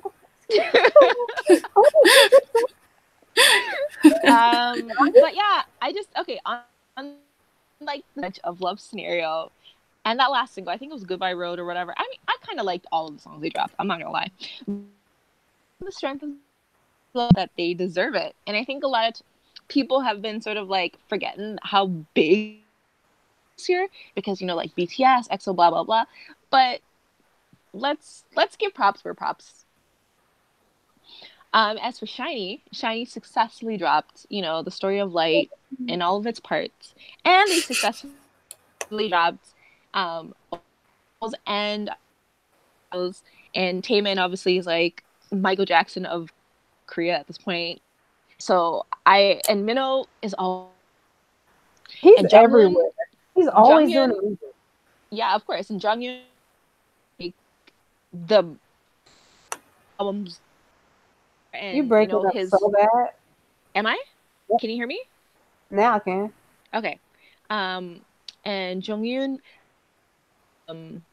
the best-selling single, like one of the best-selling albums of all time, or this year, probably of all time too. I'm just saying, I don't know.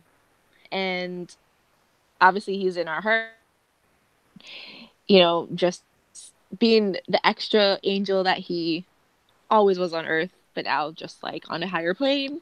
And so, for that alone, I think that SHINee is clearly one of the best K-pop groups of all time, and definitely one of the best groups of this year. Okay, so I have comments on both of your groups. Sure. Well, first of all, you are absolutely correct. But I would go further and say SHINee is also up there to me an artist of the year because when we talk about artist of the year, I know you pick BTS because they're successful, but we're talking about art here, and SHINee is all art. What other group? What other group can release a popular group album, or let me just say, incredible group album, 3 incredible group albums, 3 incredible solo albums, 1 incredible solo? Well, it wasn't a solo movie. I'm sure he had other people in there, but all I cared about was Minho. Yeah. And what other group can you say their member released a posthumous album that just knocked all the other albums out of the ballpark? No other K-pop group can say that. I mean, that's like a good thing, but also it is a good thing. Yeah. Also like a thing that I don't know would be true. Let's say like 50 years from now or whatever, whenever Suju turns 80 or whatever. I don't know. Point is to me that is like crazy to think that every single member of SHINee has had a successful solo project this year. With two of those being debut projects. And it's just crazy to me because Key's album was good. Onu's song was good. Taemin can never do anything wrong. Neither can Jonghyun. But they're my favorite K-pop solo artists of all time, period. They just have the best solos. There's no arguments there. And if people think differently, I'm sorry, sweetie, but you're wrong. And then Minho is just out there acting. And he's acting with Korean acting legends who I'm sure Nat and Ash know their names because they love K-dramas. But, I don't know nothing about that world. I just know that he's Park Bo-gum. I know him. And Minho knows him too. So yeah.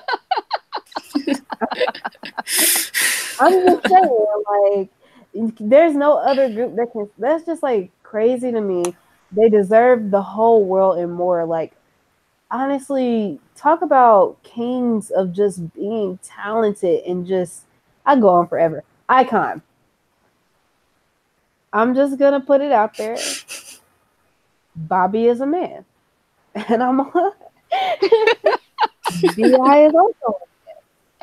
Janae is also a man. Like, what do you want me to do? Like, yes. And but also, Love Scenario was a damn good song. Love Scenario was a bop, not better than Shine, but it was a bop. Yeah, but it's like, well, I mean, commercially, well, commercially, I mean, but honestly, the way I look at Love Scenario is that Love Scenario, it had YG behind it. Shine didn't. That's true. Shine had Cube. Cube was is not almost like a top 3. Cube ruined themselves with what they did with the Hunna. Like, honestly, Cube would have actually been going up the ranks, but after the Hunna Edon thing, it's just like y'all couldn't have handled that any better. 2 groups, Idol and Pentagon, and they would have been set, but can't have nice things. Wait, isn't 17 signed to Cube too? No, they're signed to Pledis, which is after schools. Right. You know what? I'm not gonna lie, I always confuse Pledis and Cube, and I always confuse TS and Jellyfish. Well, TS and Jellyfish at least treat their girl groups a lot better than Cube and Pledis, so. Yeah, Preston fans are like. I wouldn't do with TS at all. I would not want them to be my agency. If you're successful, no, actually no, because they ruined VAPs and Secret. So yeah, yeah, and I think they just got like a huge like settlement deal with Hyosung of Secret. Yeah. Yeah, she won a bunch of money. She won. Well, they hadn't paid her in like 3 years. Sorry. Never mind. Icon. Back to Icon. We have to have an episode about Icon because I can't stand 90% of their music. It's just reminds me. It sounds nothing like early BTS, but it reminds me of early BTS in that it's you probably can put together. Yeah, it's very try hard. Like, I'm not here for it, but I am here for Bobby. I love his voice. I love his voice so much. I love Bi's voice. Like, honestly, Love Scenario could just be because I couldn't get rid of Janae's voice because I love his voice too in that song. Exactly. Honestly, I thought it was just men like that. I might have to fight that. I might have to. My loyalties. My loyalties are really being tested. Just y'all admit it. Y'all are iconics. No, I'm not iconic. Never. I'm not iconic. Which is weird because I follow them on our Instagram. I'm not an iconic. I just would do. There's a lot that Bobby could ask for. Okay. I couldn't be an iconic because in the whole IG tier for male groups, it's Big Bang and then Winner and then Icon. So you know what? I love me some Winner. Like, I couldn't imagine being a YG stan, but I respect your agency. Yeah, and it's some great music. So, I mean, not as much lately, but when they were a 5-member group, oh my god, they were like a billion times better than Icon. Now they're kind of teetering on the same level. Yeah, they're pretty much equal now. Yeah, but when they were a 5, Taeyong, what he did, like, he just brought something a bit more like believable to their music and their artistry, and it just, I don't know. I think it was too mature for YG, honestly, like what they were doing. I think so. Back to like Sentimental, like the music was just deeper.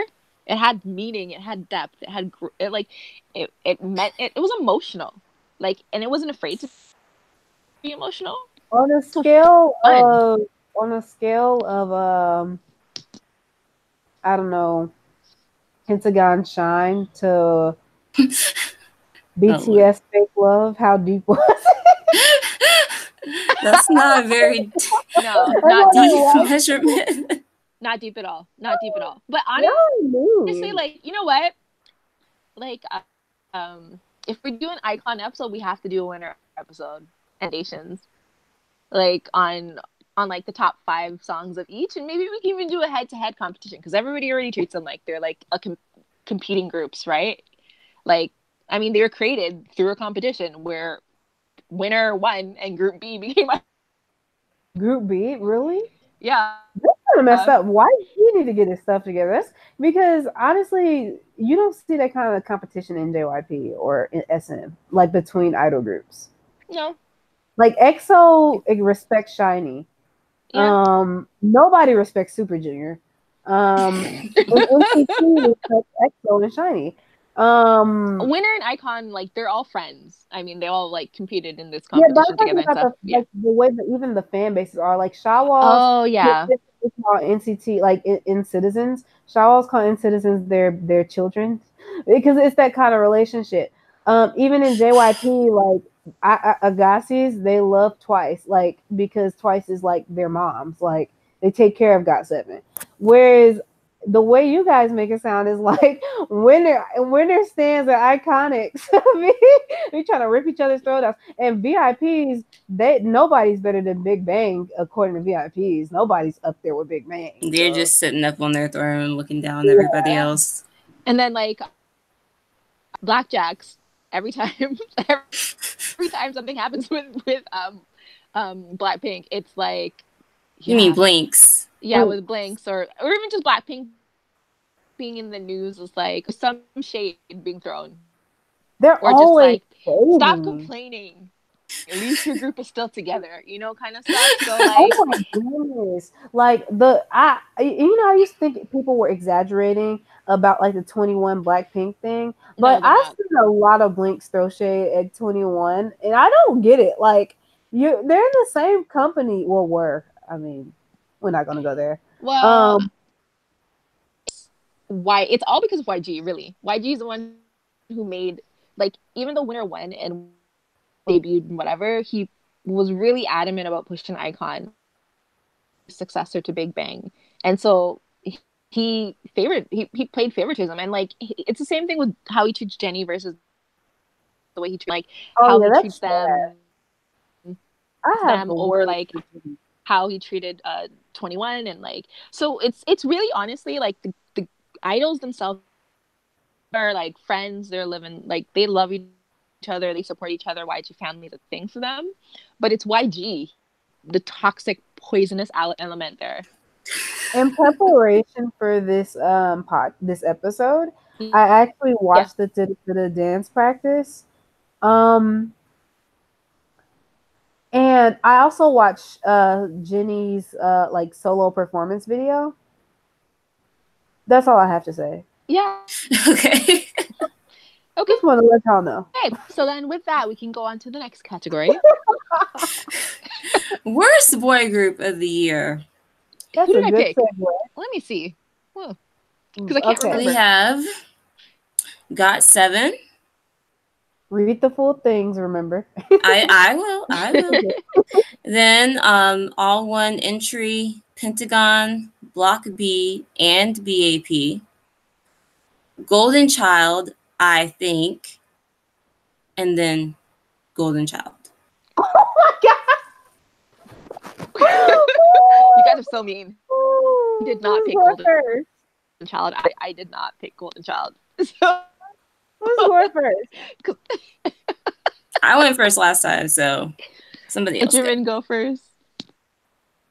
I don't feel confident owning up to which one I picked. Okay. Well, you know what, Ash? You should mention that has been picking some people, because you're mentioning all three, and then we're sort of like, because wait, are those our picks, or did Kara pick 2 and that's in there? Yeah, she picked 2. Okay. Yeah.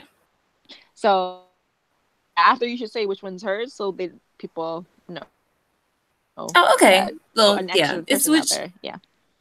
Yeah, I mean, Kiara picked the extra entries in the categories. So whichever one is left over is the one that Kiara picked. So, like in the last one, It was boy group of the year. It was Monster X.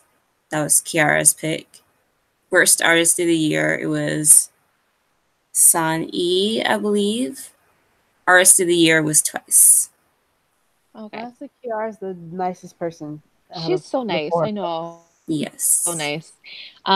So my worst boy group of the year, Wow, because I'm not a nice person, we can see. was GOT7. Oh. What is there to say? I mean, I'll start with the positives. They're nice to look at. They seem like they actually have a authentic bond, and they, they care about their fans, and they care about each other, and blah blah blah blah.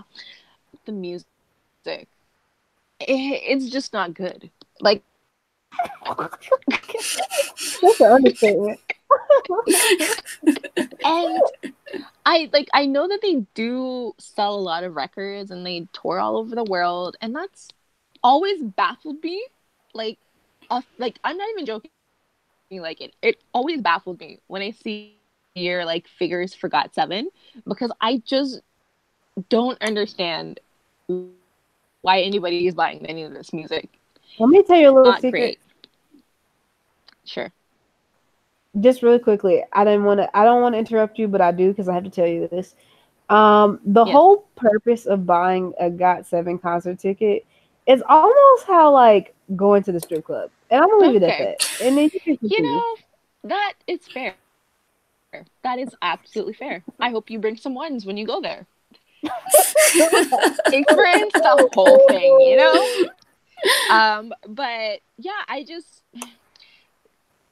don't really get GOT7 like as a group. I feel like their music, it just is never, like, outside of like one or two songs, I would say those are the only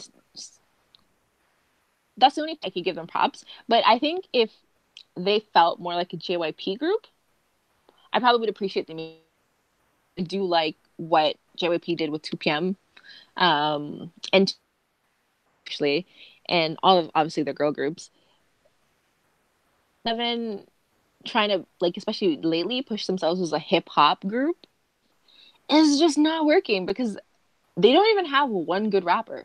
I mean, BTS has Yoongi. Some people consider a rap mon RM. Excuse me, young lady. His name is Rappington Monstrosities, I believe.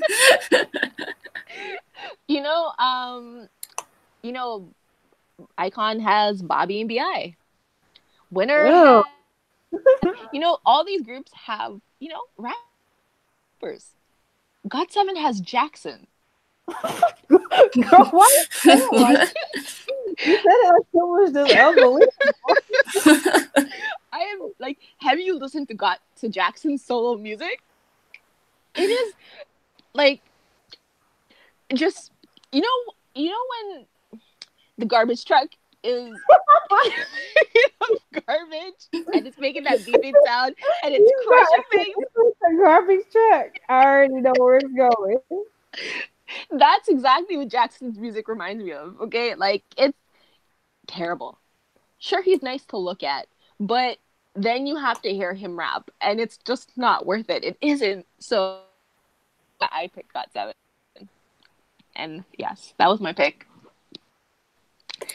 So do you guys pick? Jimin.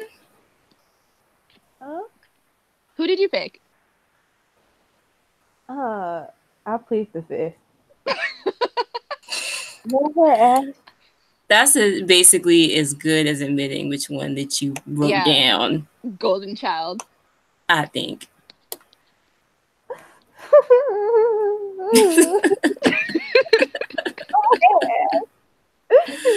Fine, because I'm going to go ahead and admit that I was messy, and that I also played Golden Child. So there you go. You guys just reignited the beef between us and Golden Child, Child Onyx, whatever the hell they call themselves. I think Golden Child though. Where did it come from? They're at the bottom of the boy group totem pole. And you would have never picked Pentagon as the worst boy group of the year. So, like, you had to have picked Golden Child. I But you also don't like added, Block I B much. think. I Sorry. don't like Block B much though. So could be me. No. No. Nuh-uh. Well, we can move on then to the next category. So that Jimin doesn't want to admit it. We all know the truth. Exactly. I don't know what the truth is no more. Okay, so girl. Oh, Girl Group of the Year. my favorite category. All one entry. Oh My Girl, A Pink, and Blackpink. Next entry, Twice. Next entry, Red Velvet. Last one, Idol. Silent G Idol. Wow, that is an interesting choice. Okay, Yeah. I Yeah. will go first since I have not gone first yet. Okay. And I will say that I literally picked the. I'm not gonna say that. I felt. I feel bad about why I picked this year, but I did pick Red Velvet. It's been Group of the Year. We're gonna forget that Power Up happened, and just well, let's pretend and really Bad Boy. Let's just pretend that the only song they released the whole year was Bad Boy. Um, Sometimes I wish I was a Blackpink stan because it's much easier to pretend that songs don't exist when they really don't. True. Um, Yep. but with Red Velvet, I cannot erase their history. So we'll just honestly, Bad Boy was the only song from any of these groups that I constantly listen to. I could not care less about a do do do do. Don't know any A-Pink songs. Can't remember any my Oh My Girl songs. Everything Twice does, I know that somewhere out there in the world there are millions of people who love it. Um, Millions of people will be wrong, but I'm glad that there are people who love Twice. They deserve something. I don't know what it is, but something. Let And me then tell who was you the what they last one deserve. that was on the list? G silent. That's a shocker to me because honestly, Luna and G Idol, to me, had the better discographies this year. Or yeah, I guess if you come out with more than one album, that's a discography. Okay, go ahead next. Well, I picked Blackpink, and I mean, I would have picked, but I thought that three was more than enough, and I thought that they kind of like represented, in a way, like an older group, a newer group, and a group that's sort of still kind of establishing themselves. So Blackpink obviously is the one that's still establishing themselves since they don't really get to release music because their CEOs or the sucks. But Square Up, I think is what it was. Their first mini was called. I still listen to it at the gym.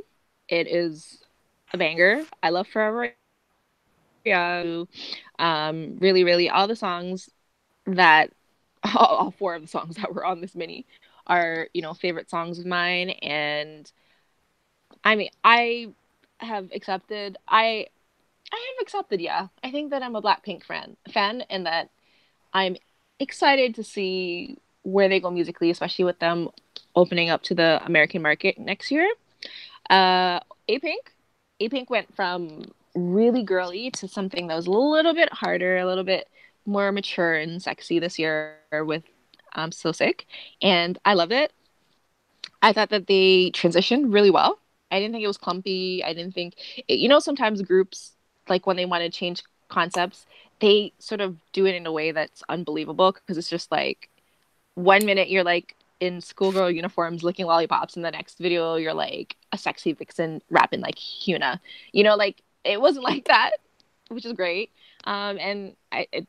From all accounts, it was very successful and people were excited about them again. So only concern with them is that I feel like they went a bit too far with the plastic surgery this time around. But that's a career problem, so whatever. And it's 2 minis this year. Actually listened to them probably more than any K-pop minis or albums this year. They had amazing B-sides, and I love their voices. I think they're really talented. Well, I hope in the future that they are able to contribute to the music a little bit more, like maybe writes for raps and whatnot. And I think one of the lead singers, actually did co-write something on the Remember mini, and I don't know, I for girly concepts like 5 years ago, and everything that Oh My Girl drops is just amazing. Like, it just sounds good to me for whatever reason. So I will support them 100%. And obviously, I want to say, Luna, just thank you. Thank you for being with a really like a rich company that doesn't care if you are doing well, and is just gonna throw money and make sure that you're dropping music, because you know what, it's just great to not have to worry about the fact that you have the bills to pay. You know, like, it's just great that they can drop Hi and Favorite and, you know, all these solo tracks and these units, and it's just great. There's always content coming from You know Luna. what's really funny about what you just said, Nat? What? You were like, "There's so many people in NCT, I can't listen to any of those songs." There's like 111 people in New York. But you know what? With Luna, There are golden. we got a new girl, and we got to know a little bit about the girl, and we got to like experience her sound and music. And they have colors. And they have colors, and they have units. Like, NCT, I 5 members, then it was 6, then it was 11, then it was 9, and I don't know. And they don't really tell you who these people are in the group, and you're just like, NCT may be an unorganized mess, but at least they have a YouTube channel. at least they have, sorry, what?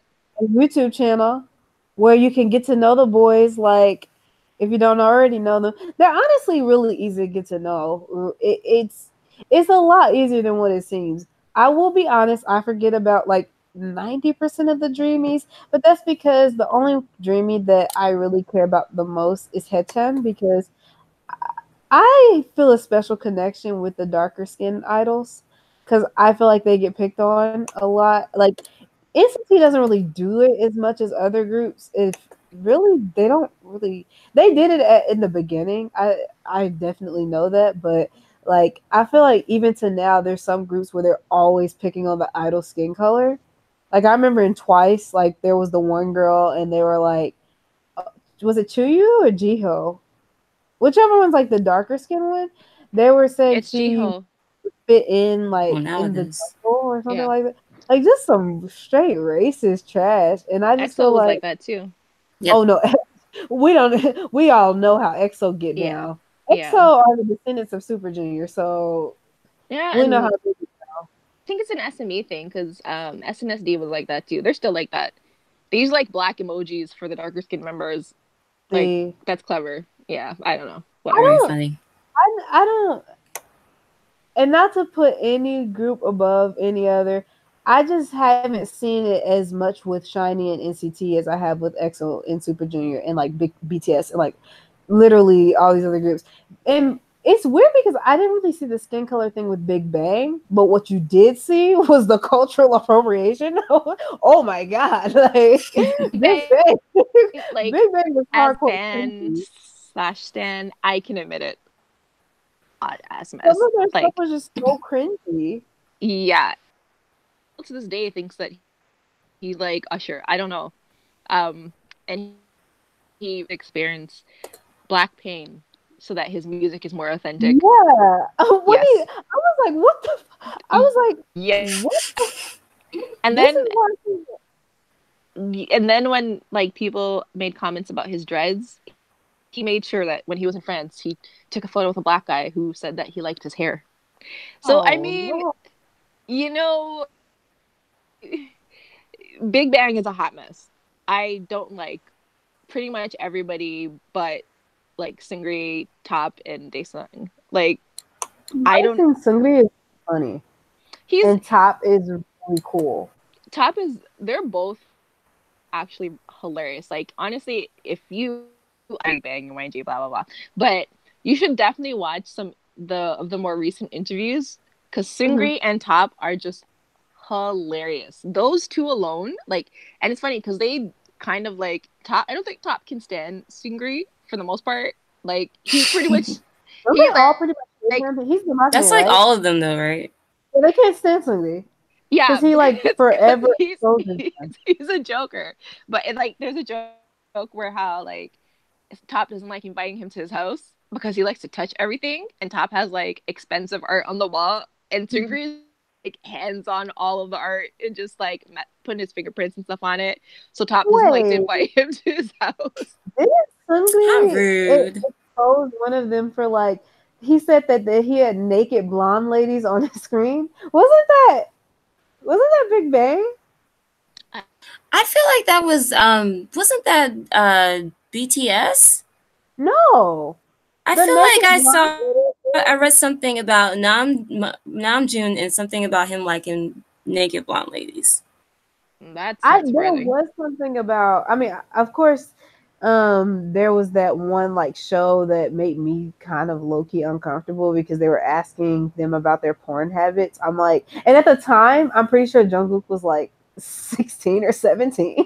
And I'm just like, why do you care about what a teenager, like what kind of porn a teenager? It was just weird to me. But no, the blonde ladies thing, let me Google that because I'm pretty sure that was something and everybody was mad at him, like, shut up. While you're looking that up, Ash, what was your pick? Yeah, he said, no, I think it was G-Dragon. G-Dragon said that Seungri was watching it. Oh, well, that makes sense. That makes sense. He said, looking at the browsing history after Seungri used the laptop, there were a lot of pornographic videos with blonde ladies in them. That's what Dion said about Seungri. Exposing the Maknae. Oh my god. My pick was Silent G Idol. I know they're just rookies, but they impressed me the most this year. They have a lot of good stage presence, and they didn't bore me. And I thought that this was the worst girl group category. So when I saw the Silent G Idol, I was like, somebody's got some explaining to do. Sorry. This is the best girl group. I'm not gonna lie. I looked at the other, like, the choices that I'd seen, and I was like, I actually thought it was the worst category too. And I was like, wait, no, that's after this. Yeah, we're not there yet. Give me a chance to explain. Okay, sorry. Anyway. Yes. They don't bore me. Yeah. So with a lot of these new groups, that's really all I can ask for. And I like their mini. Their mini is pretty good. They actually, well, Soyeon does anyway. Helps make their own music. And yeah, I mean, for Nugus, I mean, they have pretty good, like, you know, they have a little bit of autonomy. You know, they don't sing in like super high chipmunk voices. Their concept is pretty age appropriate, and their music's pretty good. So I put them as my girl group of the year. Worst girl group of the year. Woo! Red Velvet and OGG. iZone. SNSD, question mark, question mark. Really, there's no girl group as lacking as like 70% of boy groups. And Red Velvet. Oh, wow. Red Velvet got 2 votes. What? Very interesting. Oh, okay. So, Kiara iZone is my guess. I totally forgot about iZone. I'll be very honest with you. Sorry? I thought it was iZone. Maybe it is. iZone. I just pronounced it how it looks phonetically. I have no idea how it's supposed to be. This whole time. So yeah, iZone. whatever the one. Okay, who wants is to? one. I'll go first since I went Sure. last and Yeah. just so.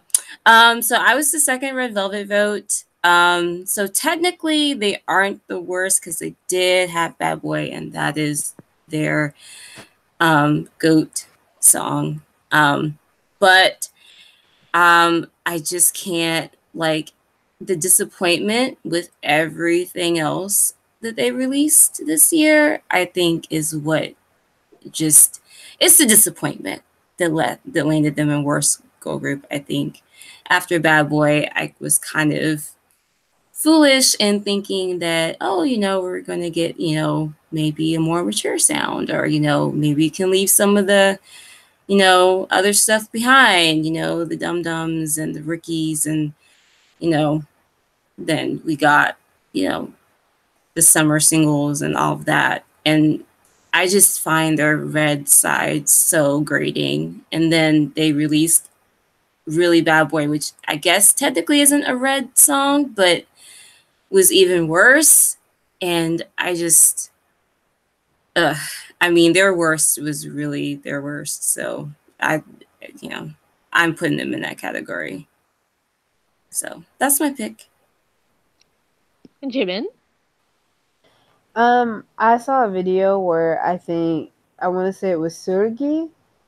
She was I guess she like had kissed Joy's arm or something like that, or maybe it was Irene and Joy, something like that, some combination of Red Velvet members. And like the other Red Velvet member was just acting like it was the most disgusting thing to just like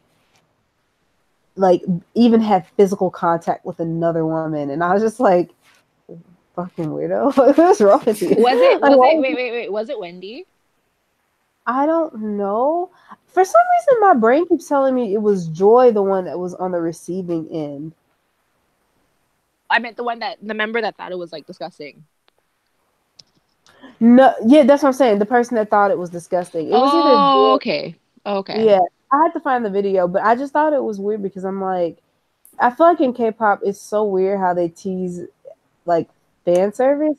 But the Yeah. weird thing is, like anything even remotely like that could eat. It is weird because I would have even interpreted it as like, oh, you're into girls. It was just weird to me how she reacted so disgusted. Like I don't know. It's like girls look Usually at that's weird.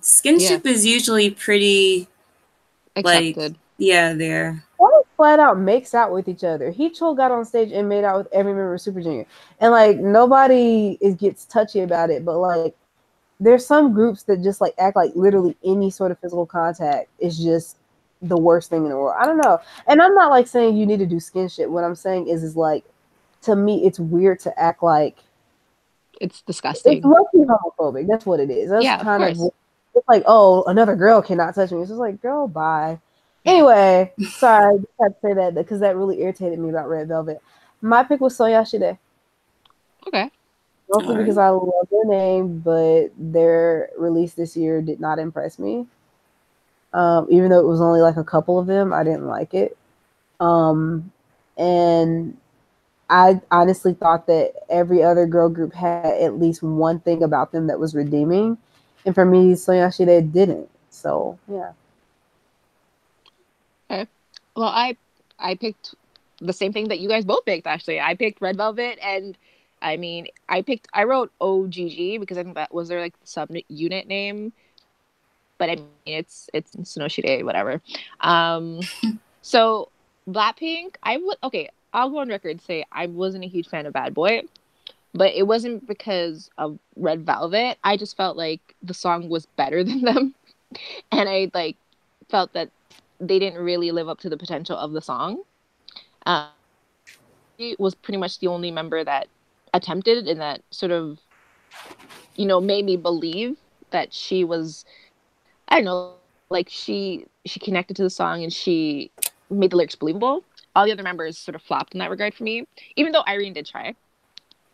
And then Power Up, which honestly, because you just mentioned it, I had completely wiped that song from my brain. It was such a terrible, terrible song. And then they delivered a worse song than that with Really, Really Bad Boy. And if Time to Kill and you don't really care how you listen to the English version of it, because I'm completely convinced that a 5-year-old the English lyrics for that song. And then I picked OGG because Subunit song was pretty bad, and there wasn't anything impressive. Like, at least back in the day, you could say Girls' Generation, you know, the dance moves were tight, they were impressive, they were given it. In the music video, only Taeyeon really was there, probably because she does all these solo music videos herself, so she's always doing music. But the other girls were kind of really floppy. I don't know, it was just not impressive. The song was not great. They didn't even promote it, even though I think they're going to do that next year. I didn't like it. And at least I can say, like, about, you know, their releases without Jessica, like All Night from Holiday, and like Check from Lionheart. At least they had good songs. But this mini that they, or actually it wasn't even a mini, it was like 2 songs that they dropped. One was Latin pop, because, you know, that's SME's new thing. It just didn't do anything for me. So, yep, that's my pick. All right. All right. Okay, next. So I hope you guys remember who your solo artist of the year was, because I don't have it on my little thing here. There wasn't actually anywhere to put it, I don't think. You just like clicked on it, like, to say that you had a choice. So gonna be Sunmi and Hyolyn, obviously, because I don't recall dropping any solo tracks this year. Yeah, I mean, it's kind of pretty much, yeah. I mean, it's pretty, yeah, Hyolyn or Sunmi. I personally choose, I mean, it's a tight race, but I will choose Sunmi for solo artist of the year. What about you, Jimin? My solo artist of the year overall is Jonghyun. Yeah. But if I had to split it up, like gender it would be like Jonghyun male, Hyolyn female. Yeah. I mean, Hyolyn dropped Summer. Sunmi dropped really, honestly, a solid album. Like, from Attic to song's name, like, she just brought it. And Sunmi's stage and her ability is uncanny. Especially you think about like how she her girls in the beginning, like, expected this. Is Sunmi the new expect it. Kind of. Maybe not music wise, but I mean like popularity wise. I feel like when I was watching Mamas, people loved Sunmi. She was nominated for everything too. Yeah, because she knows how to pick a hit, and she knows about how to perform, like, to aging. And on top of that, she's just I love Sunmi. I follow her on fun girl. Like, she's just weird and awkward and just like.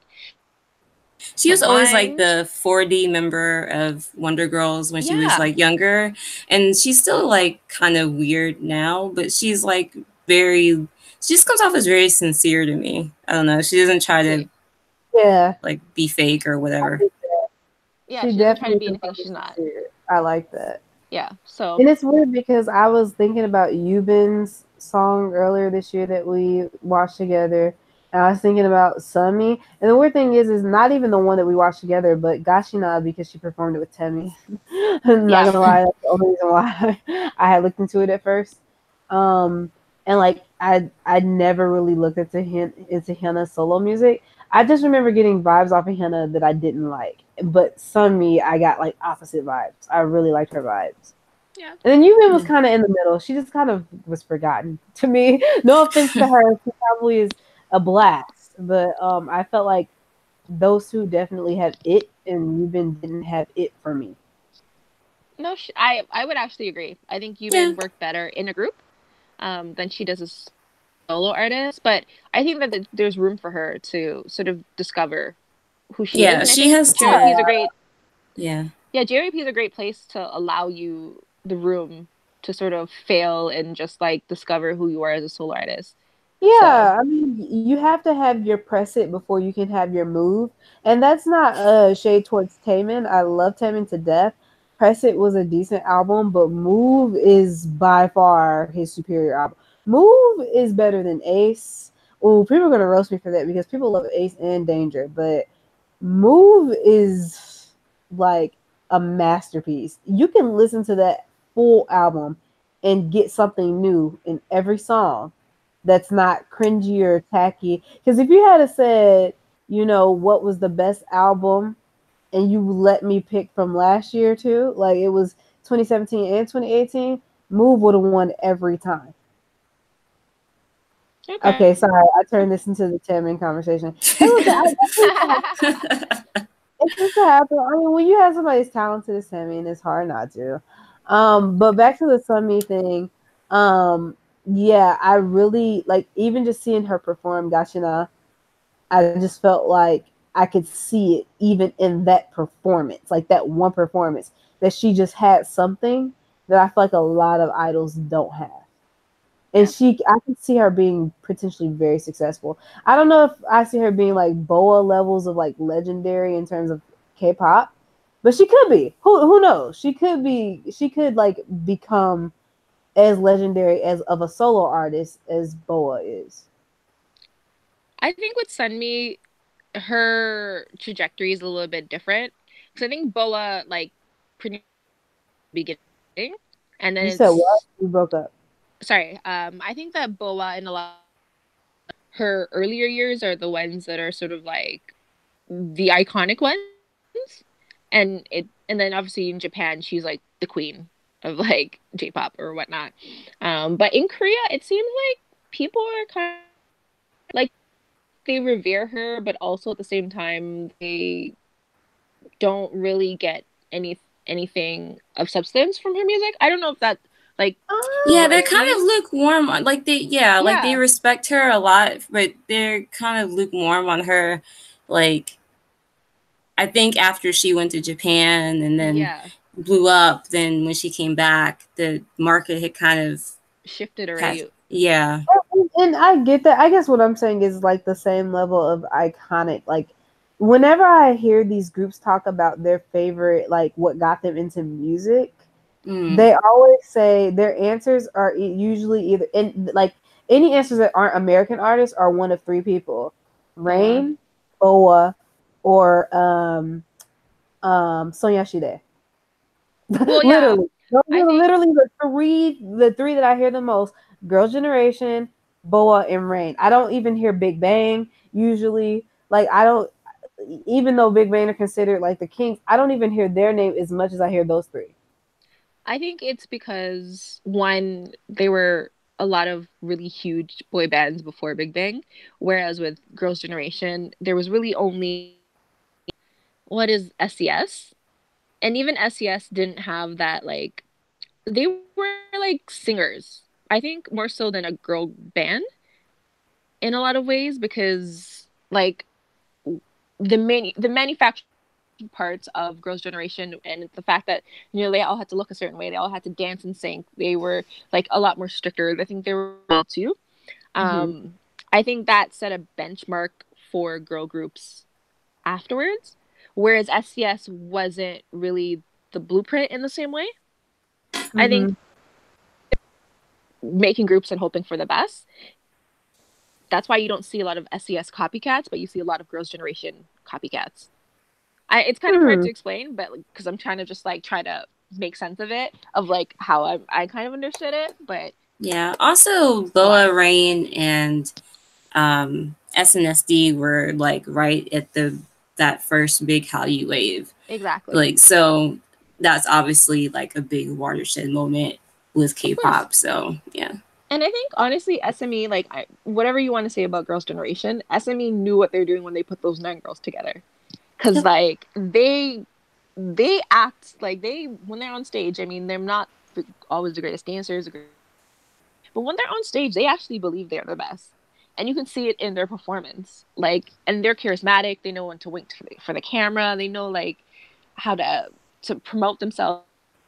Like they put together a like there's no lazy girls in that group, you know, I mean, Well, that's some in kind terms people would of say like Jessica, but that's kind of shade. I mean, there's a lot of shade in what both of you just said. yeah. Breaking news. Did you guys hear? Did you guys see the mama seating like behind the stage like weight rooms? Literally, like almost every female artist was in one room, but BTS got its own room, and there's only 7 of them. of course But they they did. but I'm not like surprised Momo and about that. Eyes One, Sunny and Chunga were all in one room. Yeah, I'm like, what the like I'm not BTS and surprised. 17 can get their own room, but 23 women can't get separate rooms. Like, okay. Yeah, well, I mean, like as I said, like we don't talk about you just mentioned we don't talk about Big Bang as like king because there's still so many successful older groups that are still performing right now to this day. So who were there before them. So even though they're kings and like I guys mean, will always just do better. I think I they guess what have I'm staying saying is power. like, well, I guess what I'm saying is like when I'm talking about like how legendary a K-pop artist is or how iconic they are, you think of when you think of iconic, you think of Big Bang. You think of Big Bang. Even you might even think of Shiny. You might even think of EXO or BTS. Like even some of the newer groups that have made huge marks on K-pop. But still, when you ask these kids, who, it almost always goes back to like the top female artists, which I think is just really interesting to me. Even the Yeah. boys, they will Yeah. tell you female artists. Well, I mean, Boa had the dancing and she, I wouldn't say she had the singing, but she definitely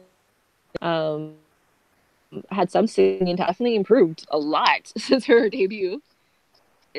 I think Boa was doing things that people even to this day can't do in terms of performance. So, and the same with Rain. The same with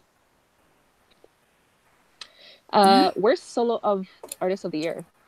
Oh, I had hot takes. Well, let me go Um, ahead and get mine out the way. So it's Jenny. Jenny. yeah, I got it. I honestly, you know what? When I saw the category that I didn't mention, pretty much, like it could be a candidate for worst solo artist. I actually will give it to Jenny as well because Lord knows that girl. I just don't understand it. I don't understand. Yep, I go with Jenny too. Oops. Okay. Yeah, no, I'm good. I'm just sorry. Jimin. I gendered mine. Oh, okay. Female Jenny, male Ravi, but at the same time Jackson. If you know what I mean, that's what you wrote after that. Yeah, Yeah. if you know what I mean. Like literally, if you know what I mean. Like it's both at the same time. Okay. Well, I mean, honestly, like I know there was a lot of solo artists that dropped music this. But I didn't. I only listened to Hyolyn and Sunmi. Like those are the only the songs that I downloaded and that I listened to. At the gym or just for a walk or whatever. Everybody else doesn't really exist to me. Um, That's racist. that not everyone, obviously, because I mean, Yubin, Jonghyun, Key, and Onu. Like I listen to their music as well too, but I don't know. Like I listened to it and then I kind of moved on in some ways. Like I don't. I think that Hyolyn and Sunmi were the only ones that I consistently went back to, and it wasn't just like I was in a mood for it, or like yeah. I think that would pretty much explain it. Like I went back to those two artists all the time throughout the whole year. Like it didn't really matter what month it was, what day it was, whatever. I went back to it.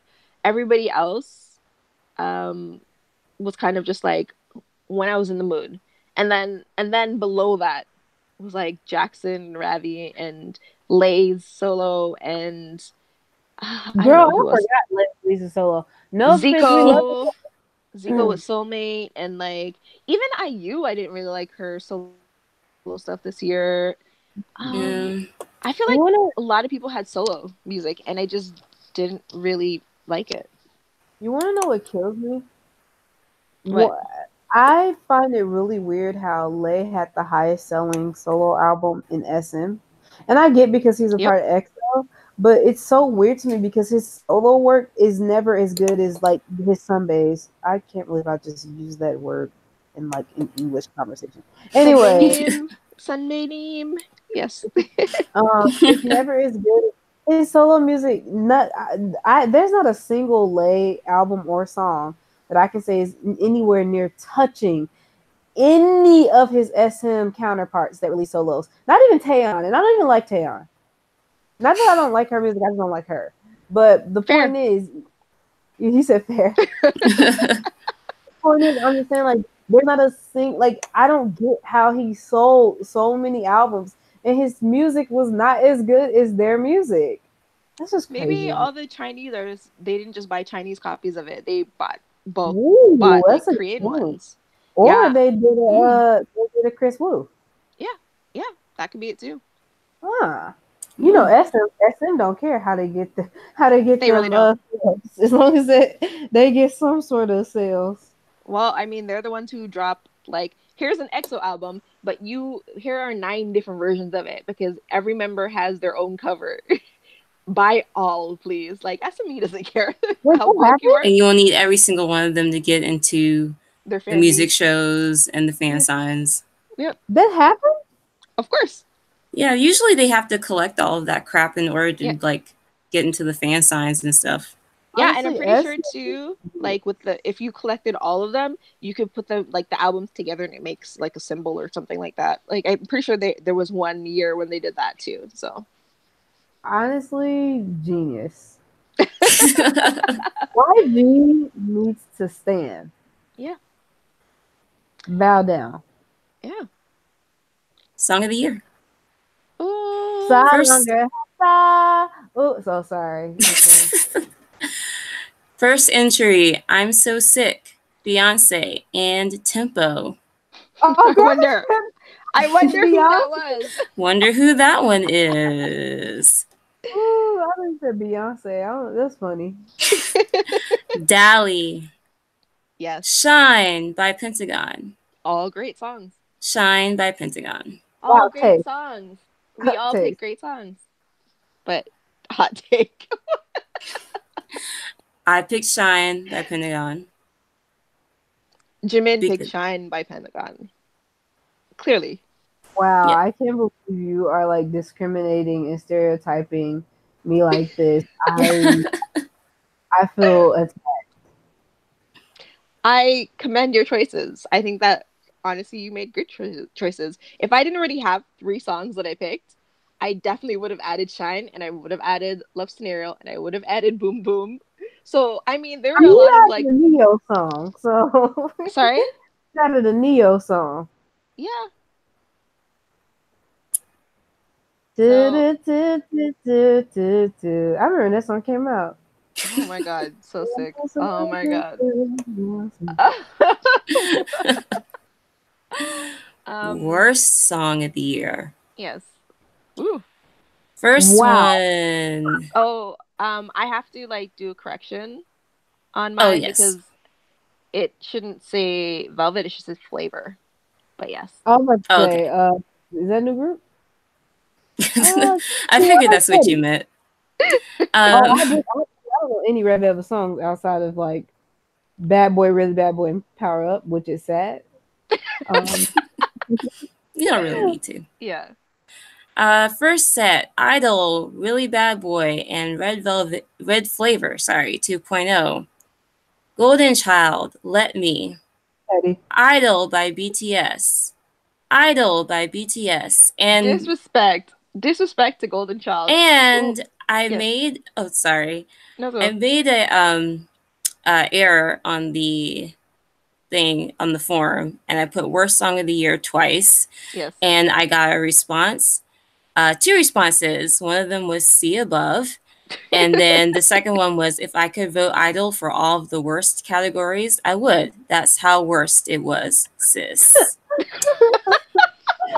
Well, I'll let you know. Any guesses as to who wrote that? I was the See Above. So it wasn't me who wrote all that. Well, I picked Idol, Really Bad Boy, and Red Flavor 2.0 because I couldn't actually remember the name of the song. So Power Up is what I meant to pick.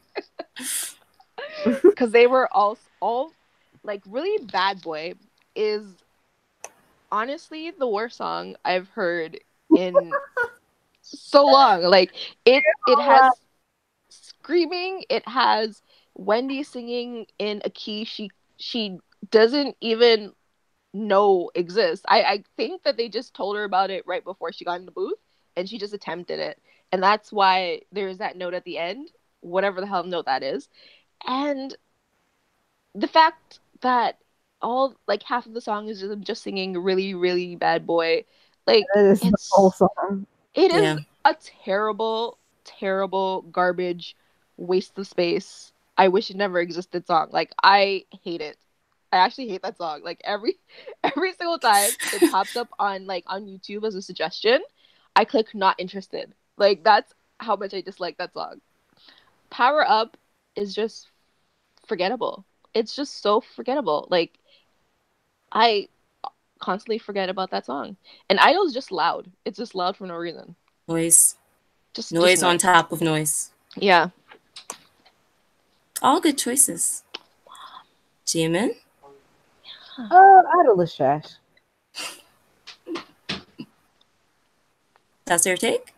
Yeah, Your hot That's my take? take. that's her hot take. All right.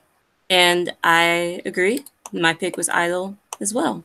Also, Golden Child, also a very respectable choice. Let Me for worst song of the year. I don't remember what that song sounded I like, but I'm don't sure it was. remember.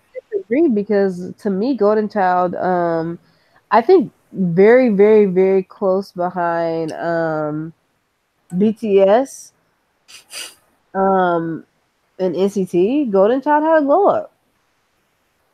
Okay. All right. Okay, sure. I I don't know enough about Golden Child to agree or disagree. So there you I go. don't either. But if they did, good for them. Yeah. But sometimes you have to say stuff for it to be true. So Reigniting the beef. That's all this is. Just reigniting the beef. But yes, on to the next category. MV of the year. Fiance and Woman.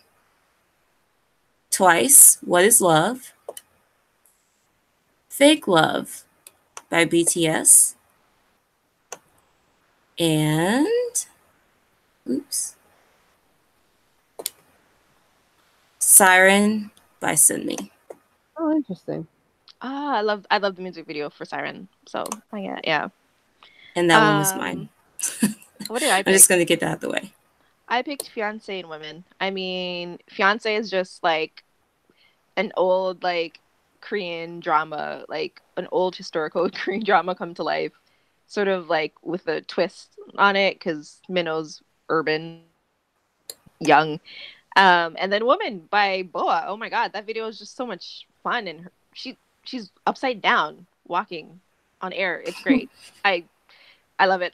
I love Boa's videos anyway. So yeah, those are my picks. Who's Jimin? next? You guys know how I feel about BTS music videos. Yeah.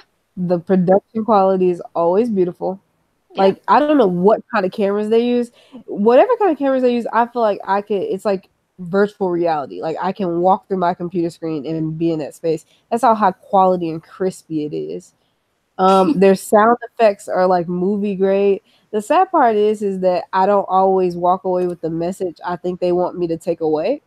Like I feel like they want me to take away some sort of like deep, like I don't know, Love fable yourself. level lesson, and I always walk away just feeling like, huh, that was pretty. Yeah. I That's mean, about it though.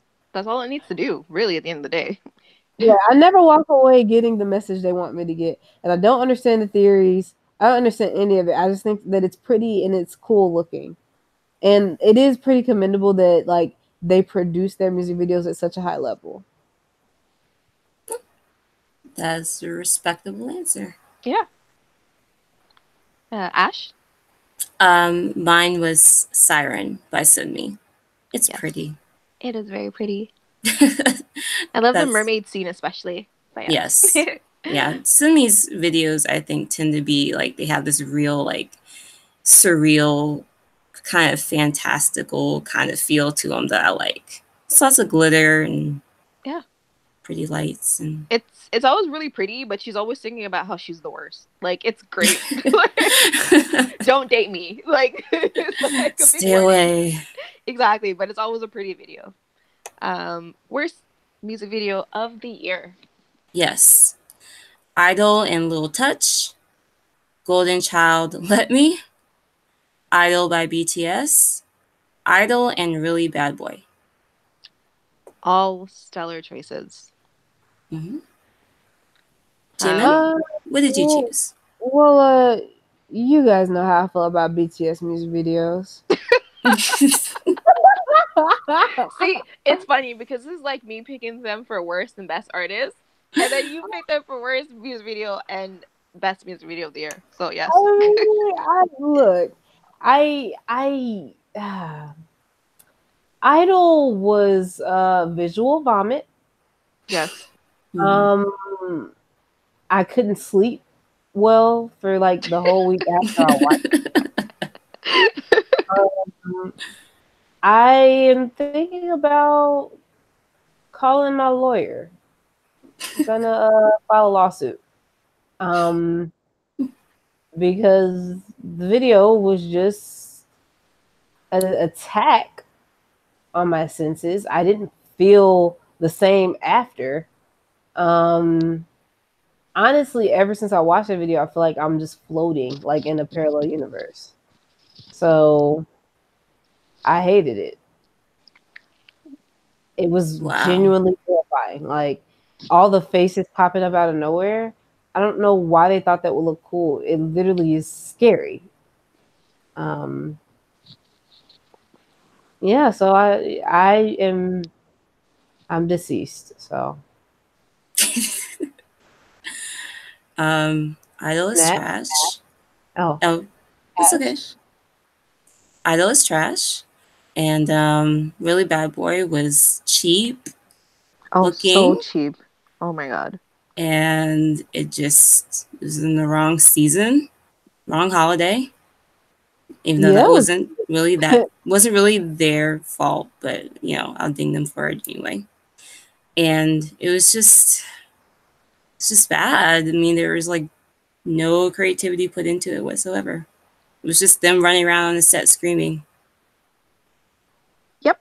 Sounds Yeah. about right. I picked Idol and Low Touch. Low Touch because it was also a cheap video, which is crazy when you think about how much money Girls' Generation has brought to SME. But they put no money into that video, and from what we found out later, it was originally supposed to be like Yuri's solo song before she decided on going with Into You or Into Me or whatever that trash song was. And so it's knockoff song on top of all that. And then I picked Idol because it's just the worst. Like I don't like listening to it. I don't like seeing it. I don't even like saying the word idol anymore because it's just bad. It just reminds me of this music video and how disjointed and just ugly it came across. Like every time, like I only watched the video like a couple of times on top of it, but I've seen the song. You know, like we watched it when they were on that night show, and I saw some of it at one of these mama shows, and you know, just to sort of like, you know, make sure that it was as bad as I remember it, and the song is it, and the music video was just as bad as I remember it. So that is my pick. Alrighty. Choreography of the year. Woo-hoo. Dali, WJSN, Save Me, Save You, Thanks by 17, and What by Dreamcatcher. All different choices. Oh, okay. That is very interesting. Honestly, like I think the only music video that I've only that I can't really remember watching was Save Me, Save You. Like, I remember the song, but I don't. But Cosmic Girl, their choreography is usually pretty good. Yeah. 17 is always really good, and Dream Stick. I picked Dali, of course, because I mean, who else is gonna be able to do that dance while singing live? Ebola. Come on. And honestly, she got robbed at the Mamas. She totally got robbed at the Mamas. So I just wanted to give my. Anyways, what did you guys? Who did you guys pick? Well, my pick was Dreamcatcher. I also wanted Yay. to kind of give them something because they are slept on majorly, I feel Absolutely. like. And they always have really good choreography, I think. I think their choreography is some of the best. So I think that they should have definitely gotten a nod for the Mamas for choreography or something. But yeah, I would say for what, even though I've liked some of their other choreography a little better, but that was good too. Jimin? I pick Thanks by 17. Okay. Their choreography is always amazing. They're always very synchronized. It's also very difficult to pull off and look cool at the same time. So it's my choice. Yeah.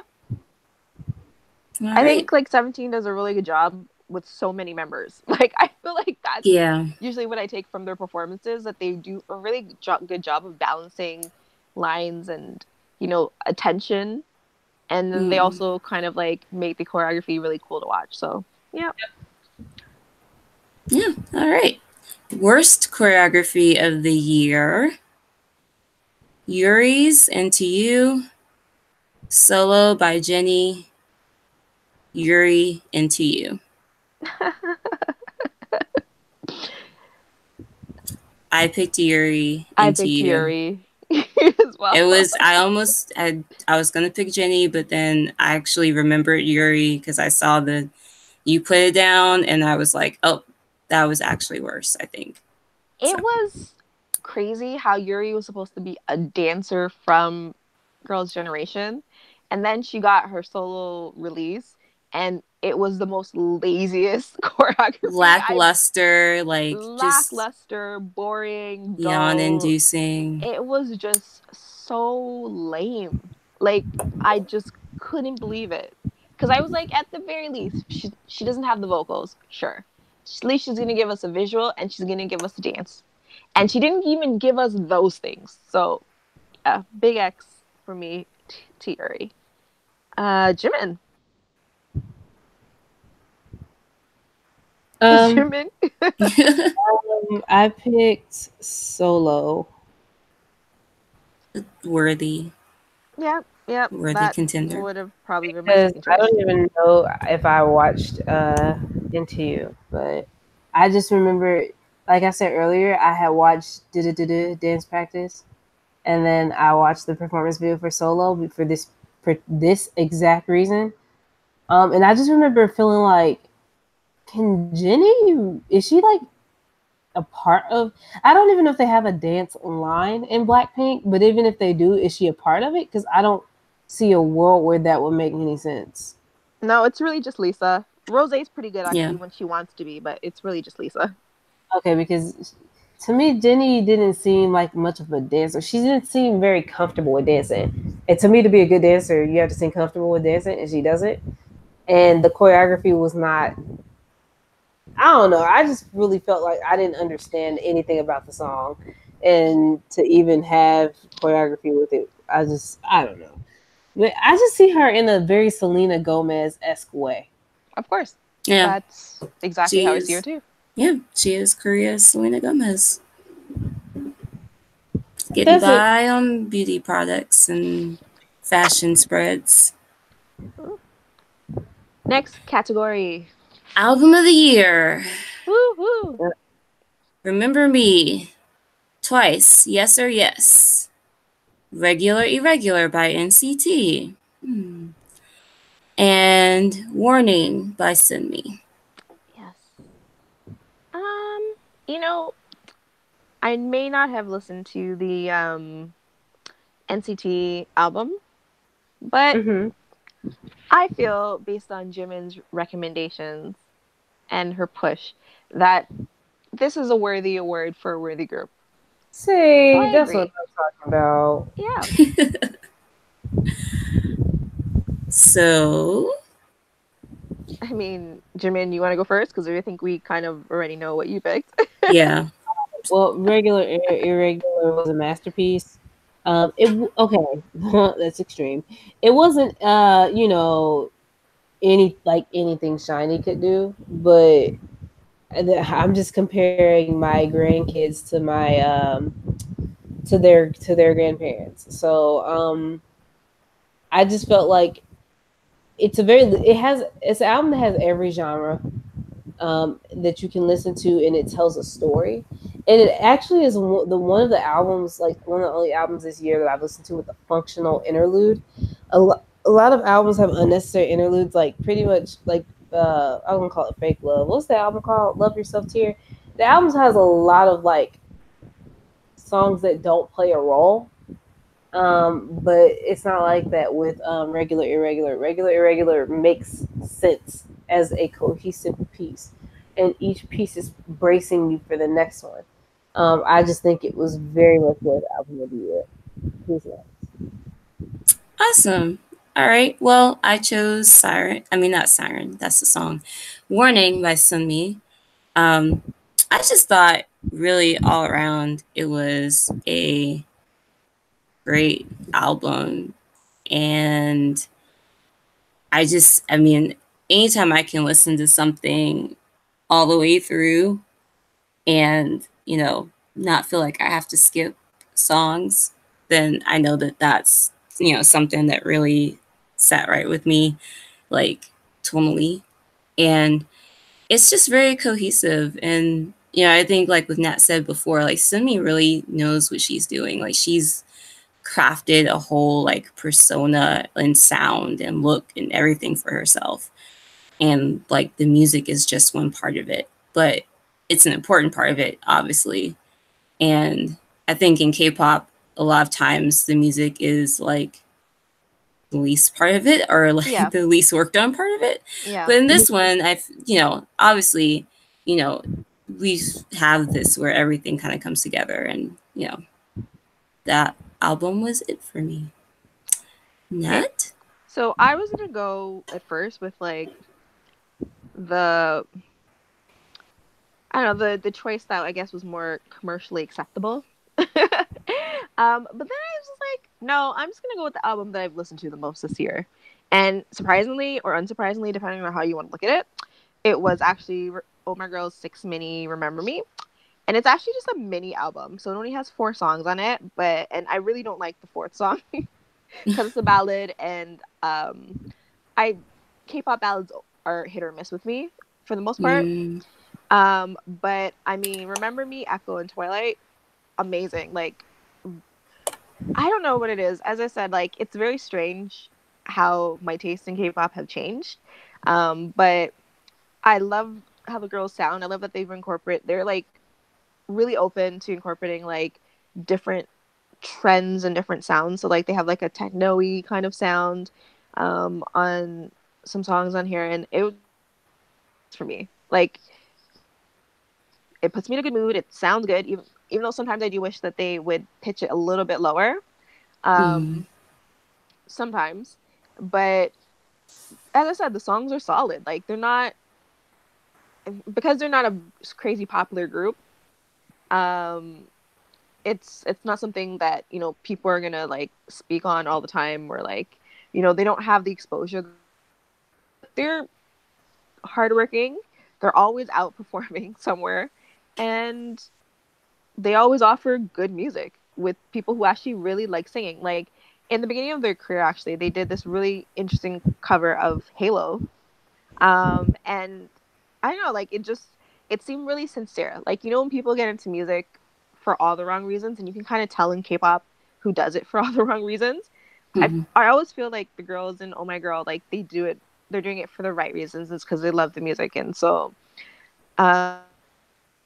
like prediction wise for next year that they continue to grow, do well, and develop into artists. So that's my pick. Hooray. All And right. last, Last scandal of the year, just to round everything out. All of the parents scamming people when their kids have money. Hyuna Edan Cube mess. Hyuna's pregnancy. Hyuna, Edan, and Cube.